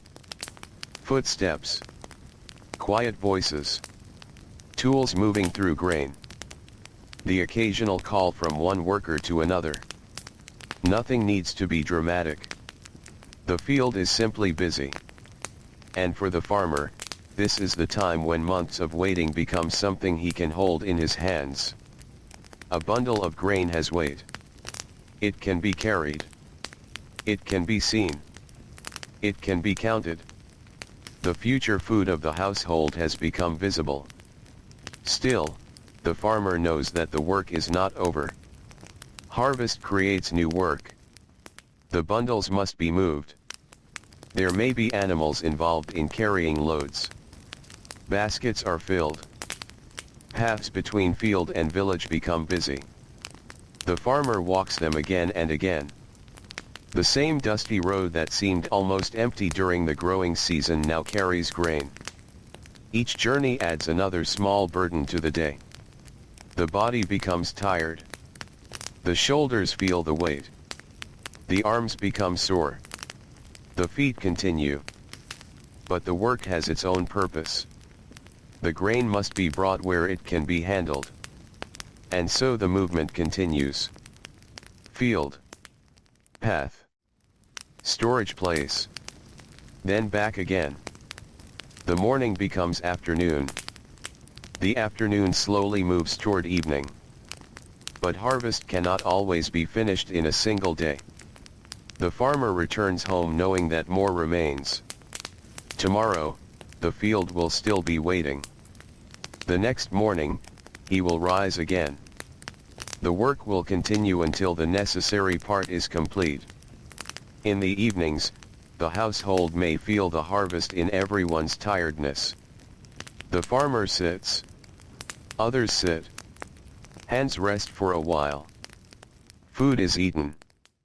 Perhaps conversation is quieter than usual. After a day of repeated physical movement, silence can feel kind. A person does not always need words. The presence of family is enough. The warm darkness begins to fill the spaces between the homes. Cooking fires glow. Then slowly grow dim. The village settles. The farmer lies down. His body is tired in a particular way. The tiredness of harvest is not the same as the waiting of the growing season. It has a physical weight. His arms may ache. His back may feel the memory of every time he bent toward the earth. But beneath the tiredness there may also be a quiet sense that the field is changing as it should. The grain is being gathered. The year's labor is moving toward the household. Sleep comes. And morning returns. For several days, perhaps longer, the pattern continues. The farmer wakes before the sun is high. He prepares. He walks toward the field. The harvest begins again. Every day, more of the standing grain disappears. Every day, more bundles are carried away. The landscape itself changes before his eyes. The field becomes shorter. The earth becomes more visible. The work leaves its marks across the land. And when the cutting is finally complete, another stage begins. The grain must be separated and prepared. This can involve more labor. Animals may move over the gathered grain. The repeated movement of hooves helps with the process. People work nearby.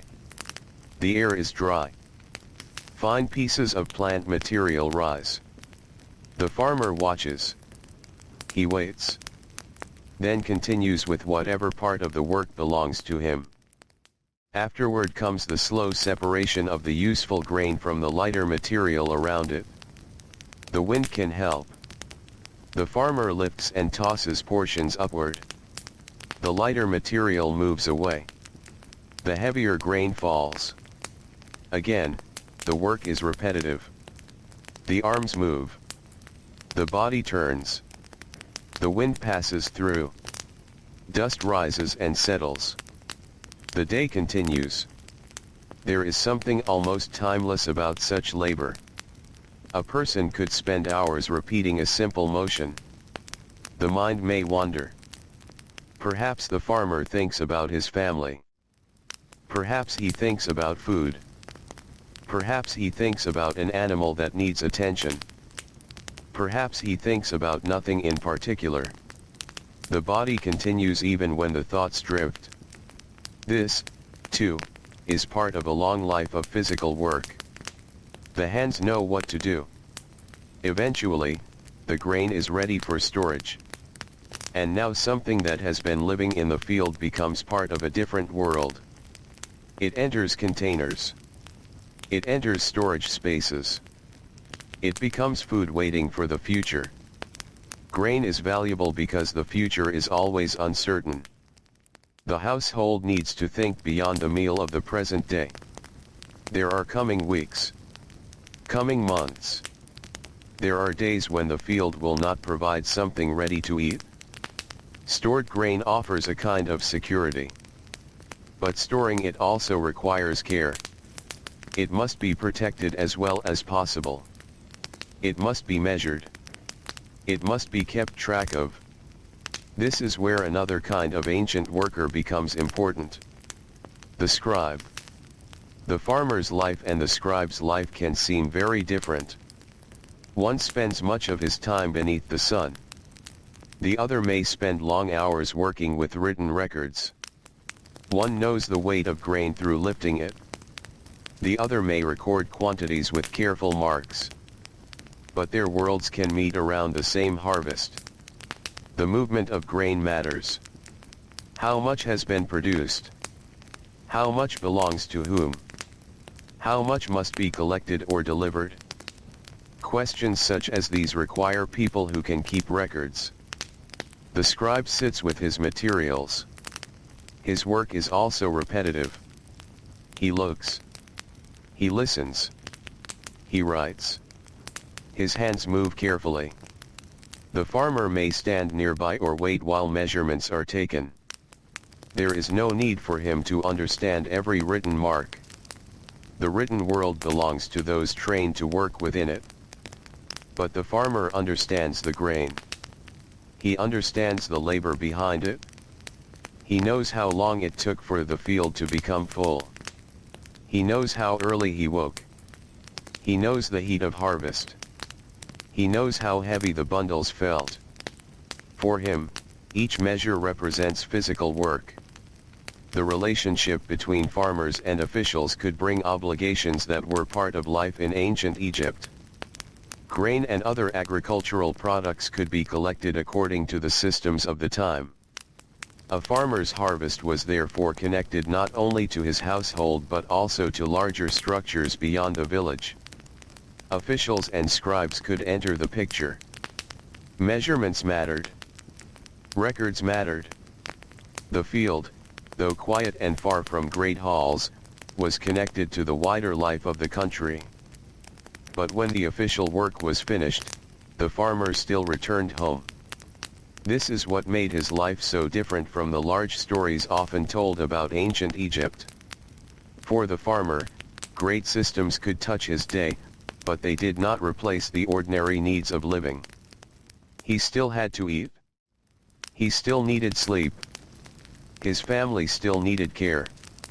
His home still needed repair. His animals still required food and water.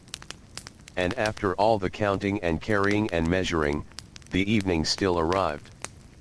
Perhaps on one such evening, after many days of harvest work, the farmer walks home more slowly than usual. The sun is low. The field behind him no longer looks the way it did at the beginning of the season. Much of the tall grain is gone. The work has changed the land. The open spaces seem wider. The familiar field looks tired, just as the farmer feels tired. There is a quiet connection between the two. Both have given something through the season. The land has produced. The farmer has labored.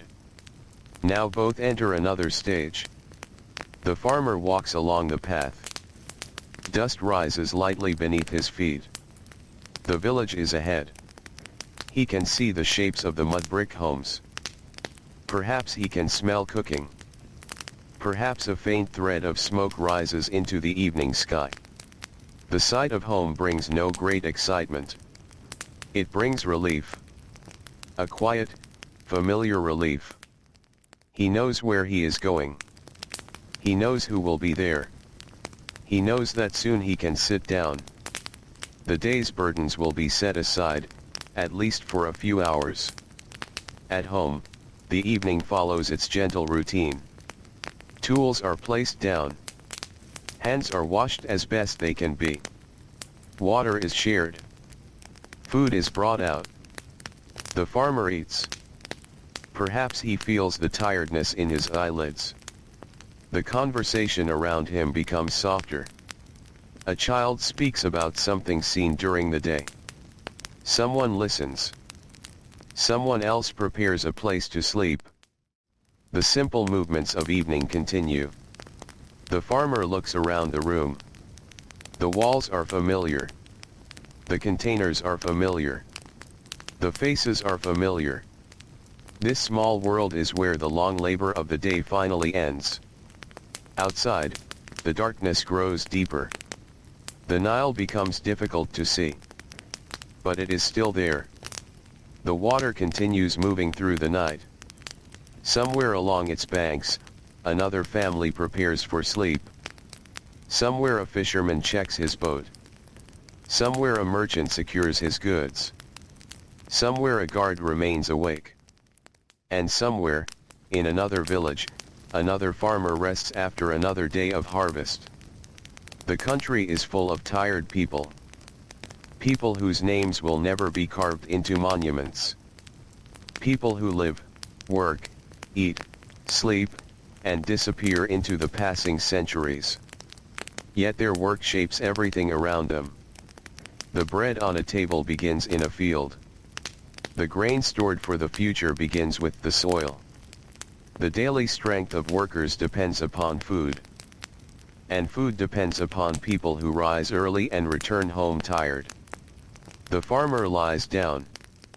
His body slowly becomes still. Outside, the sounds of the village fade. The final voices become quiet. An animal settles. A door closes. The fire becomes smaller. The darkness fills the narrow streets. For a little while, there is peace. Not because life has become easy. Tomorrow will bring more work. There may be tools to repair. There may be grain to move. There may be animals to care for. There may be duties connected to the household or village. The next season is already waiting somewhere ahead. But none of that needs to be done tonight. Tonight, the farmer rests. His hands are empty. His shoulders no longer carry anything. His feet no longer follow the dusty path. He closes his eyes. And the work of the harvest begins to drift away. The bright field. The dry stalks. The weight of the bundles. The dust. The voices. The slow movement of animals. The careful measuring. All of it becomes part of the day's fading memory. Beyond the mud brick walls, the night wind moves softly. The stars appear above the Nile. The river carries the darkness beside the sleeping land.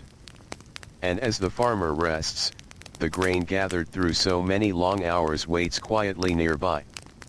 Stored for meals that have not yet been eaten. For mornings that have not yet arrived. For another season. For another beginning. And while the village sleeps, the ancient world continues its slow and patient rhythm, moving through the darkness toward another quiet dawn. Continue with part 5 when you want the story to move gently into grain storage, household food, bread making, beer, village markets, and the long quiet routines between one farming season and the next. And while the village sleeps, the ancient world continues its slow and patient rhythm, moving through the darkness toward another quiet dawn. The night is deep now. The farmer lies still inside the mud brick home. The work of the harvest is behind him, at least for the moment. The grain has been cut. Much of it has been carried away from the field.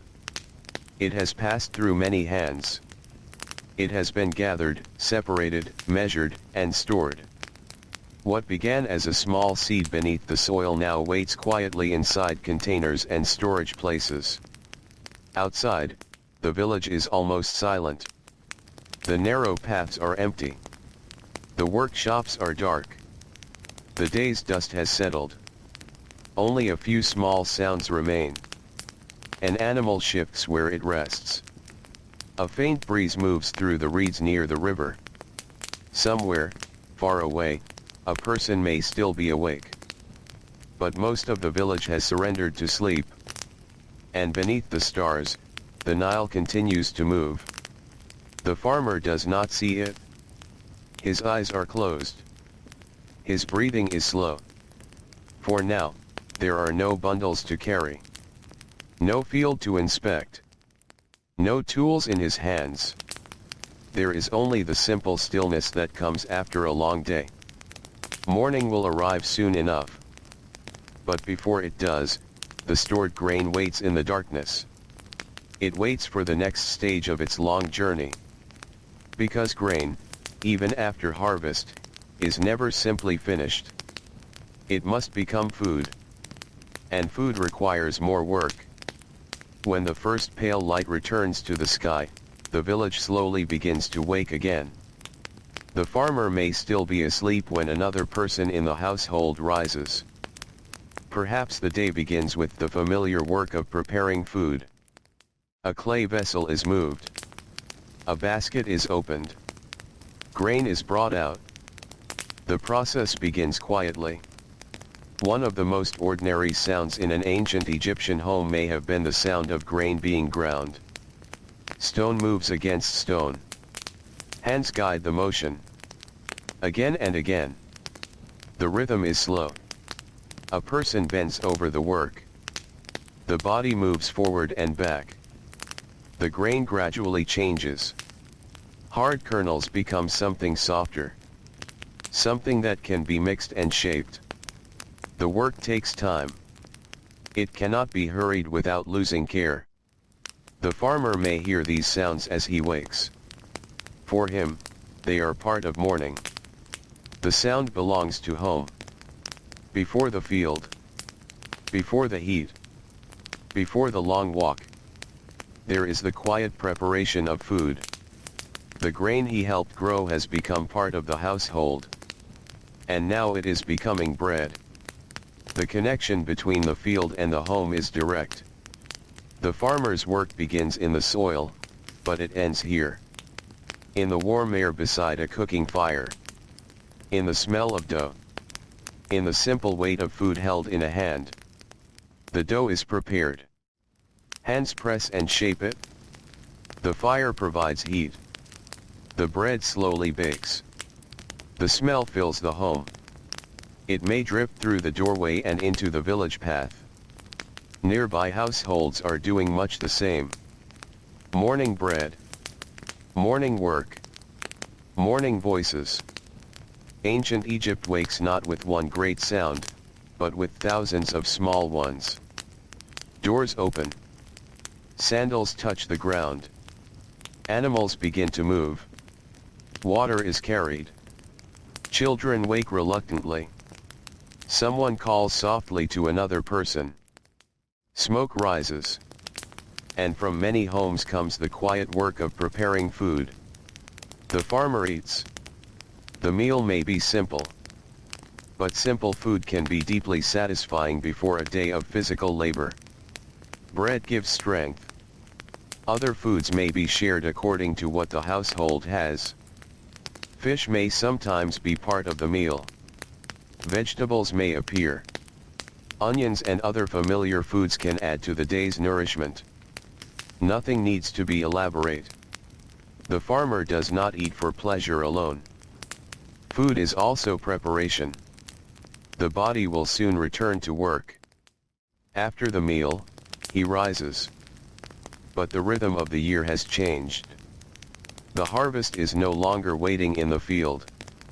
The work before him may be different now. Some grain still requires attention. Storage spaces may need checking. Containers may need to be moved.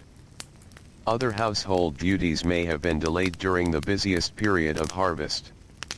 Now they return. There may be a wall to repair. A tool to fix. A path to clear. An animal to care for. The farmer steps outside. The village is already awake. Morning light falls across the mud brick homes. The walls, which appeared dark and soft in the night, now reveal their familiar colors again. Dusty brown. Warm earth. Dry surfaces touched by sunlight. The village is not grand. It does not need to be. It exists because people need a place to sleep, prepare food, store their belongings, raise children, and return after work. Every wall has a purpose. Every doorway leads into someone's daily life. The farmer walks past a neighbor. Perhaps they exchange a few words. Perhaps they simply nod. There is no need for a long conversation. The village is small enough that people often know what is happening around them. They know who has been busy with harvest. They know which household has repaired a wall. They know when an animal has wandered. They know when someone has been away. Life is shared, whether people always wish for it or not. Privacy exists differently in a close community.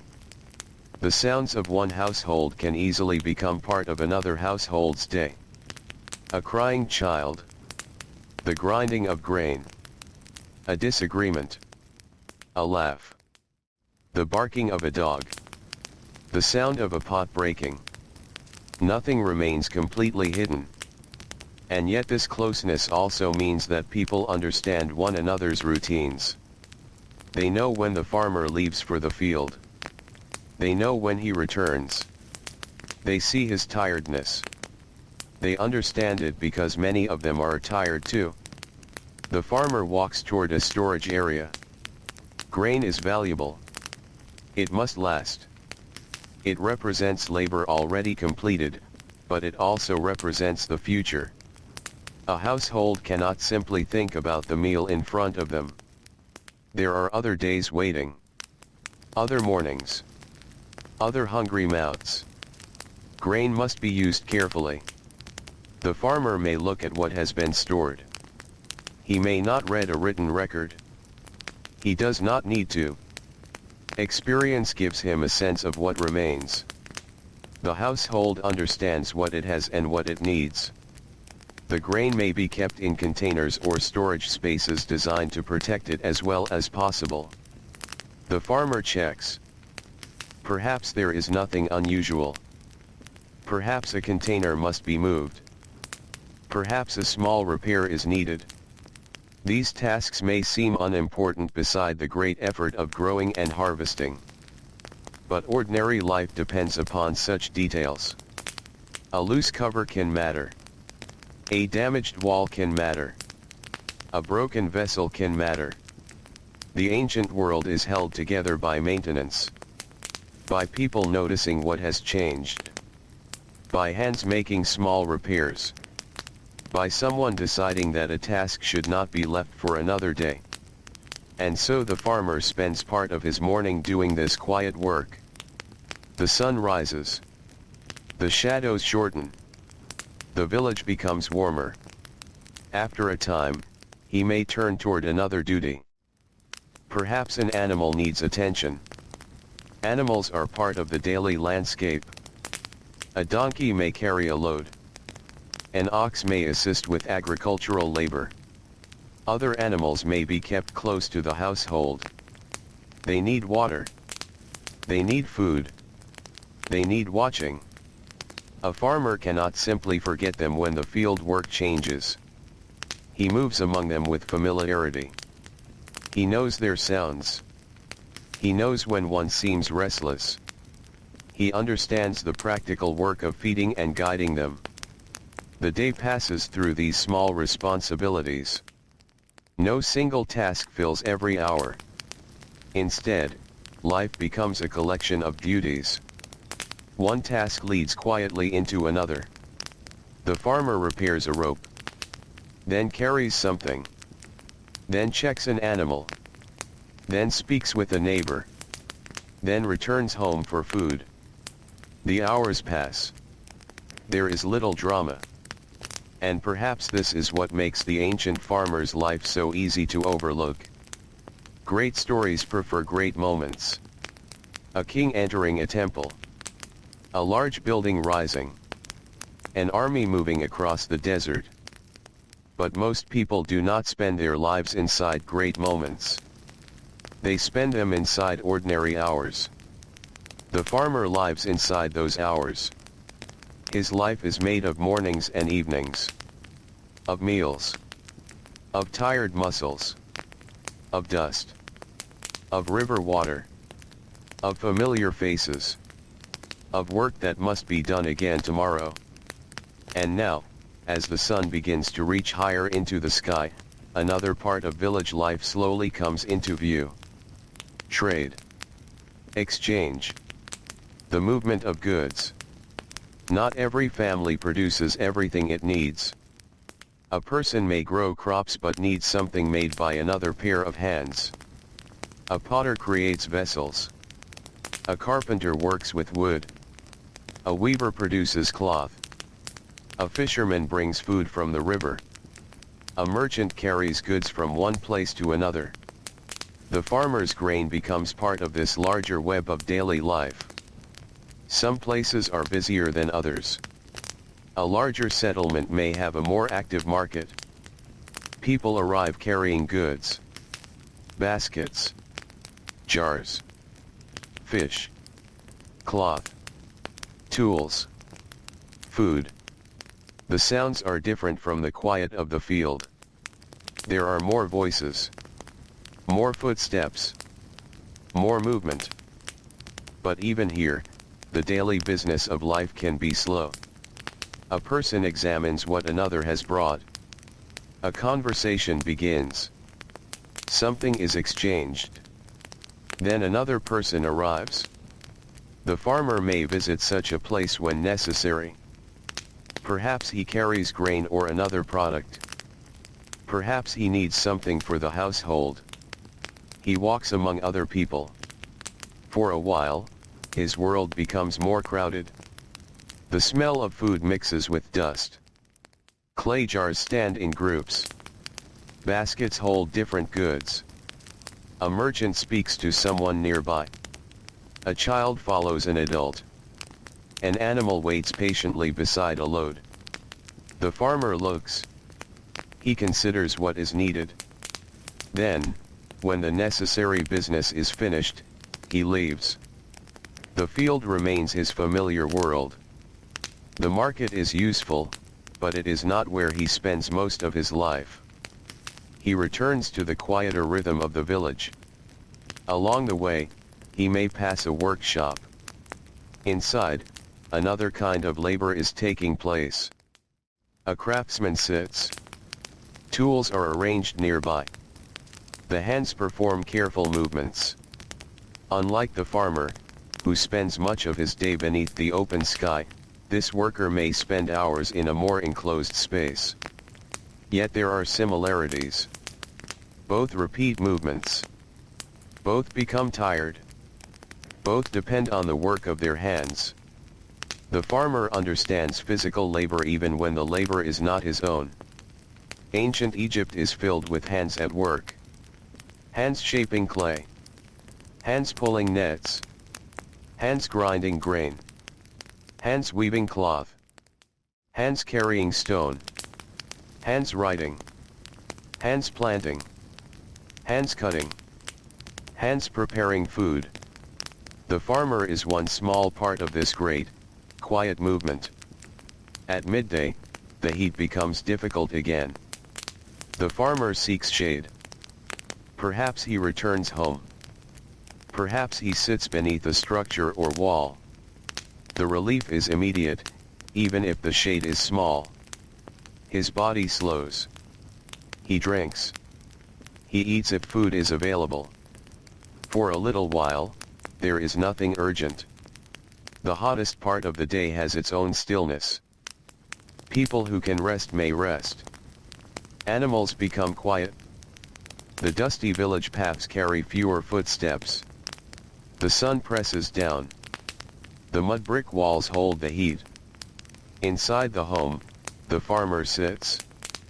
Perhaps a child is nearby. The child watches him. The farmer may be too tired to speak much. Or perhaps he tells a small story remembered from his own childhood. Nothing grand. Nothing meant to become history. Just words filling the quiet time. Ancient people also sat together. They also remembered. They also passed small pieces of knowledge from one generation to another. A farmer may explain when to look for changes in the field. He may tell a child how to hold a tool. He may show someone how to guide an animal. Much of what he knows cannot be found in writing. It lives in practice. The child watches. Then tries. Perhaps the first attempt is clumsy. The farmer corrects it. Then the work continues. This is how ordinary knowledge survives. Not through monuments, but through repetition. One person watching another. One generation learning the movements of the one before it. Outside, the sun begins its slow journey downward. The afternoon returns. The farmer rises. There are still things to do. Perhaps he walks to check the field. After harvest, the land has a different appearance. The tall grain is gone. The soil is more visible. The farmer stands at the edge and looks across it. This field, so busy not long ago, now seems quiet. The harvest has changed it. The wind moves across open ground. A few remaining stalks may shift. The land appears to be resting. The farmer understands that it will not remain this way forever. Another cycle is waiting. But there is no need to begin it all at once. The river will continue. The seasons will turn. The soil will again be prepared. For now, the field is simply there. Empty compared with what it was. Peaceful. Still holding the memory of the work. The farmer walks along its edge. Perhaps he is thinking about tomorrow. Perhaps he is thinking about food. Perhaps he is thinking about nothing at all. A long life of labor leaves room for quiet thoughts. Sometimes the mind wanders. The hands may be empty. The body may simply move through a familiar place. He looks toward the Nile. The river is always changing, even when it seems still. A small boat passes. The farmer watches it. The people inside are traveling toward another village or another task. For a few moments, their lives cross in the distance. Then the boat moves on. The farmer turns back. The afternoon slowly becomes evening. He returns toward home. The village is changing again. Children who spent the hottest hours resting or playing near the home are now more active. Workers return. The paths become busier. Someone carries a basket. Someone leads an animal. Someone comes from the river with fish. The smells of evening food begin to rise. The farmer reaches his home. Another day has passed. Not a harvest day. Not a day remembered by officials. Not a day marked by any great event. And yet it has been full.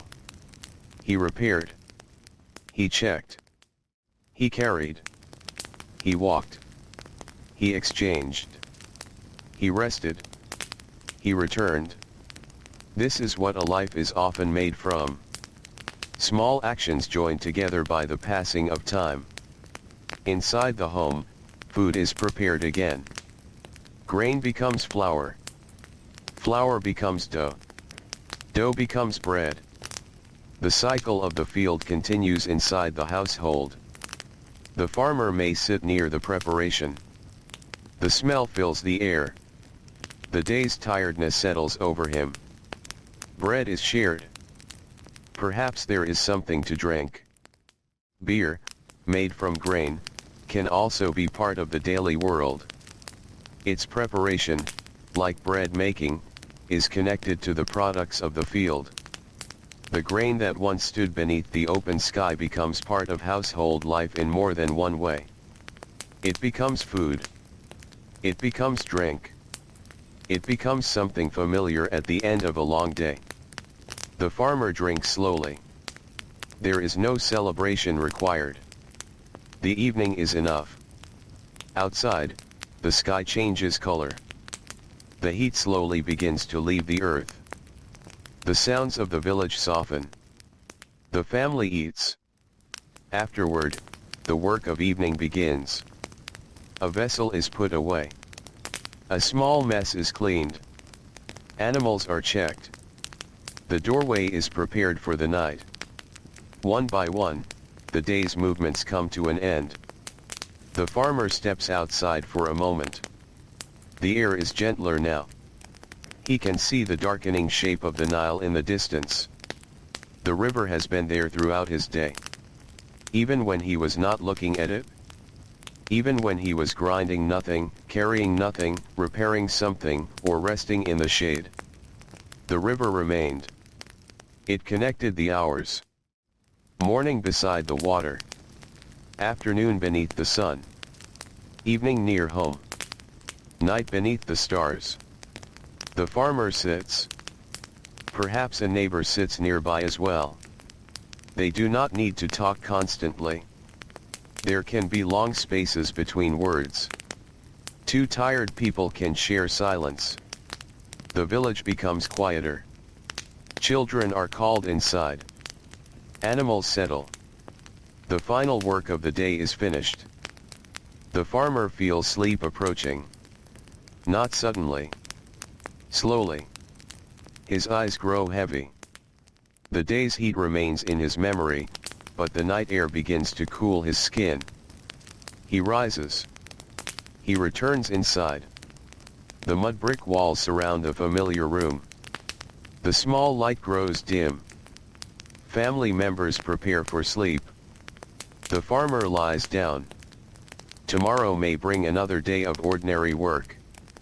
There may be grain to inspect. A tool to repair. A trip to make. A task requested by someone else. Perhaps the farmer will walk along the river. Perhaps he will spend part of the day with animals. Perhaps he will help with work outside the village. The future remains hidden behind the darkness. But the farmer does not need to know everything tonight. For now, his day is complete. He closes his eyes. The sounds become distant. A final voice fades. The wind moves outside. The Nile continues its patient journey through the darkness. And in storage spaces near the homes, the grain waits quietly. It has been gathered from the earth. It has passed through the hands of workers. It will be ground again. It will become bread again. It will feed tired people who rise with the sun. And one day, when the season begins to change once more, the farmer will return to the land. He will watch the water. He will walk across the soil. He will prepare for another cycle. But not yet. Tonight, the fields are quiet. The village is quiet. The boats have settled along the riverbank. The workshops have grown still. The dust rests on the empty paths. Inside the mud brick homes, tired people lie down after another ordinary day. And beneath the ancient Egyptian stars, the farmer slowly drifts into sleep, while the Nile moves softly through the darkness beside him. The night is quiet. The farmer sleeps. Beyond the mud brick walls of his home, the village has become still. The narrow paths are empty now. The footsteps of the day have disappeared. The voices have faded. The cooking fires have burned low. Only the softest sounds remain. A distant animal shifts in the darkness. A light breeze passes over the dry earth. The reeds beside the Nile move gently. And the river continues its ancient journey beneath the stars. For the farmer, another day has come to rest. His hands, rough from years of work, are still. His feet no longer walk the dusty paths. His shoulders carry nothing. There is no basket waiting to be lifted. No tool resting in his hands. No field asking for his attention. Not tonight. Tonight, there is only darkness. And rest. All around him, the ordinary lives of ancient Egypt are slowly settling into sleep. In another home, a mother rests after preparing food for her family. The grinding stones are silent now. The bread has been eaten. The clay vessels have been put aside. The small tasks of the day are finished. Nearby, a fisherman sleeps after spending long hours on the river. His boat rests quietly at the bank. The nets are still. The water touches the side of the boat with a soft and gentle sound. Farther away, a worker from a crowded workshop has returned home. The dust of the day has settled. The tools are no longer moving.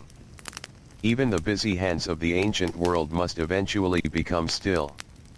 And so, one by one, the homes beside the Nile grow quiet. Families sleep. Children dream. Old people rest. Workers close their tired eyes.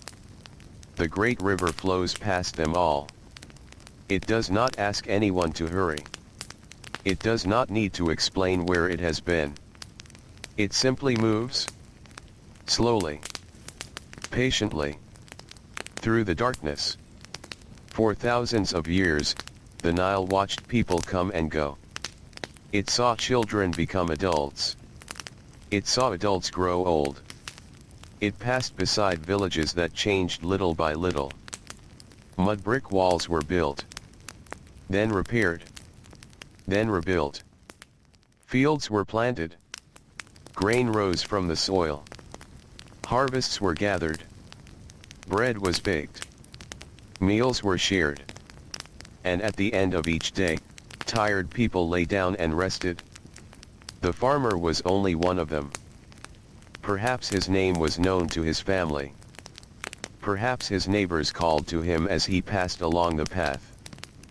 Perhaps his children remembered the sound of his footsteps when he returned from the fields. But the long years carried his name away. The written records of rulers survived more easily than the quiet words spoken inside ordinary homes. The stories of great people were carved into stone.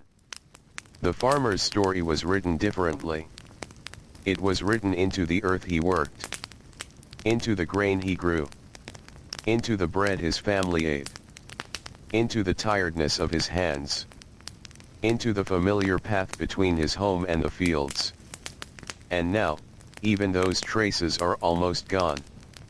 The field has changed. The village has changed. The people are gone. The tools have become dust or disappeared beneath the earth. Yet the simple rhythm of his life remains possible to imagine. Morning. Work. Food. Heat. Rest. Evening. Sleep. Then morning again. Perhaps that is enough. There is something peaceful about remembering a life that did not seek to be remembered. The farmer did not wake each morning thinking about the distant future. He did not know how many centuries would pass. He did not know what people might someday discover beneath the Egyptian soil. He simply knew the morning light. He knew the feeling of cool air before sunrise. He knew the heavy warmth that followed. He knew the river. He knew the field. He knew hunger. He knew the relief of food. He knew exhaustion. And he knew the quiet comfort of returning home at the end of the day. Night after night, he lay down beneath the same wide sky. The stars appeared. The darkness settled over the desert. The green fields became difficult to see. The Nile reflected the faint light above. And somewhere inside a small mud brick home, the farmer closed his eyes. Perhaps he dreamed. Perhaps he dreamed of water. Of fields. Of the faces he saw every day. Perhaps his dreams carried him back through familiar places. A dusty path. A boat on the river. A field moving gently in the wind. Or perhaps he dreamed of nothing that could later be remembered. Sleep came. And the world continued quietly around him. In time, another season would arrive. The river would change. The land would change. The farmer would rise again. His hands would return to their familiar work. The soil would receive new seed. The plants would slowly grow. The harvest would come. And then, once more, the fields would become quiet. The cycle would continue. Not perfectly. Not without difficulty. But patiently. Year after year. Generation after generation. A father might teach a son. A mother might teach a daughter. Children watched. Then learned. Then grew older. And one day, they too became the tired adults returning home in the evening. The same paths welcomed new footsteps. The same river carried new boats. The same earth received new seeds. Time moved forward. Quietly. Almost unnoticed. And eventually, the farmer's own days became fewer. His hands may have grown slower. His back may have become more tired. Younger people may have taken on more of the work. Children who once watched him may have become adults themselves. The village continued. The river continued. The seasons continued. And the farmer became part of the long chain of people who had lived beside the Nile. Then, as with all ordinary lives, his place in the world slowly became part of the past. The sun rose over the fields. Other farmers walked the paths. Other hands carried grain. Other families prepared bread. The life of the village did not stop. It continued, quietly carrying his memory for as long as those who knew him remained. And after they were gone, the years continued moving. The village changed. New homes were built. Old walls disappeared. Children were born who had never known the farmer. The river passed through the centuries. Kings came and went. Cities changed. Temples stood in sunlight. Then became old. But beneath all these larger changes, ordinary people continued to wake, work, eat, and sleep. And perhaps that is where the deepest history has always been. Not only in the names written on stone, but in the countless lives that left almost nothing behind. The people who carried water. The people who ground grain. The people who mended walls. The people who rowed boats. The people who watched children. The people who stood in workshops for long hours. The people who worked beneath the heavy Egyptian sun. Their days were not silent while they lived them. They were filled with footsteps and voices. With tools. With animals. With cooking fires. With the smell of bread. With the sound of the river. But time has made their world quiet. And now, from far away, we can only listen. Very softly. As if standing beside the Nile at night. The farmer sleeps. The village sleeps. The fields rest beneath the darkness. There is no need to hurry now. The work is finished for the day. The grain has been gathered. The tools have been placed aside. The animals have settled. The doors are closed. A small light fades inside one of the homes. Then another. Until the village becomes a collection of quiet shadows beneath the stars. The desert beyond the river is dark and still. The warm air has softened. The heavy heat of the day is gone. A cooler breath moves across the water. The reeds whisper. Then become quiet again. The Nile flows. Slowly. Softly. Without interruption. And somewhere, the ancient farmer rests. His long day has disappeared into sleep. There will be no more work tonight. No more counting. No more carrying. No more walking beneath the sun. The fields can wait. The morning can wait. Everything can wait. For now, there is only the gentle darkness. The river moves past the sleeping land. The stars remain above. The mud brick homes hold the warmth of lives that have grown quiet. And the forgotten farmer, whose name has disappeared into the long distance of history, rests beside the Nile.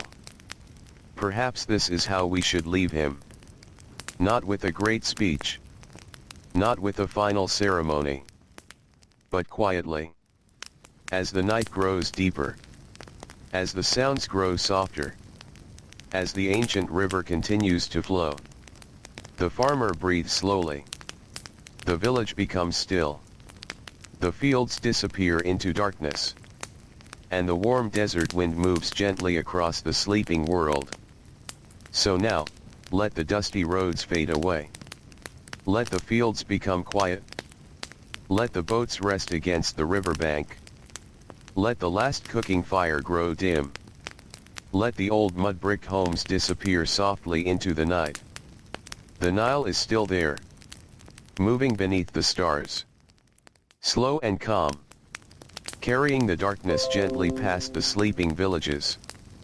And somewhere along its ancient banks, where the reeds whisper softly in the warm night air, the tired farmer sleeps at last. The river flows.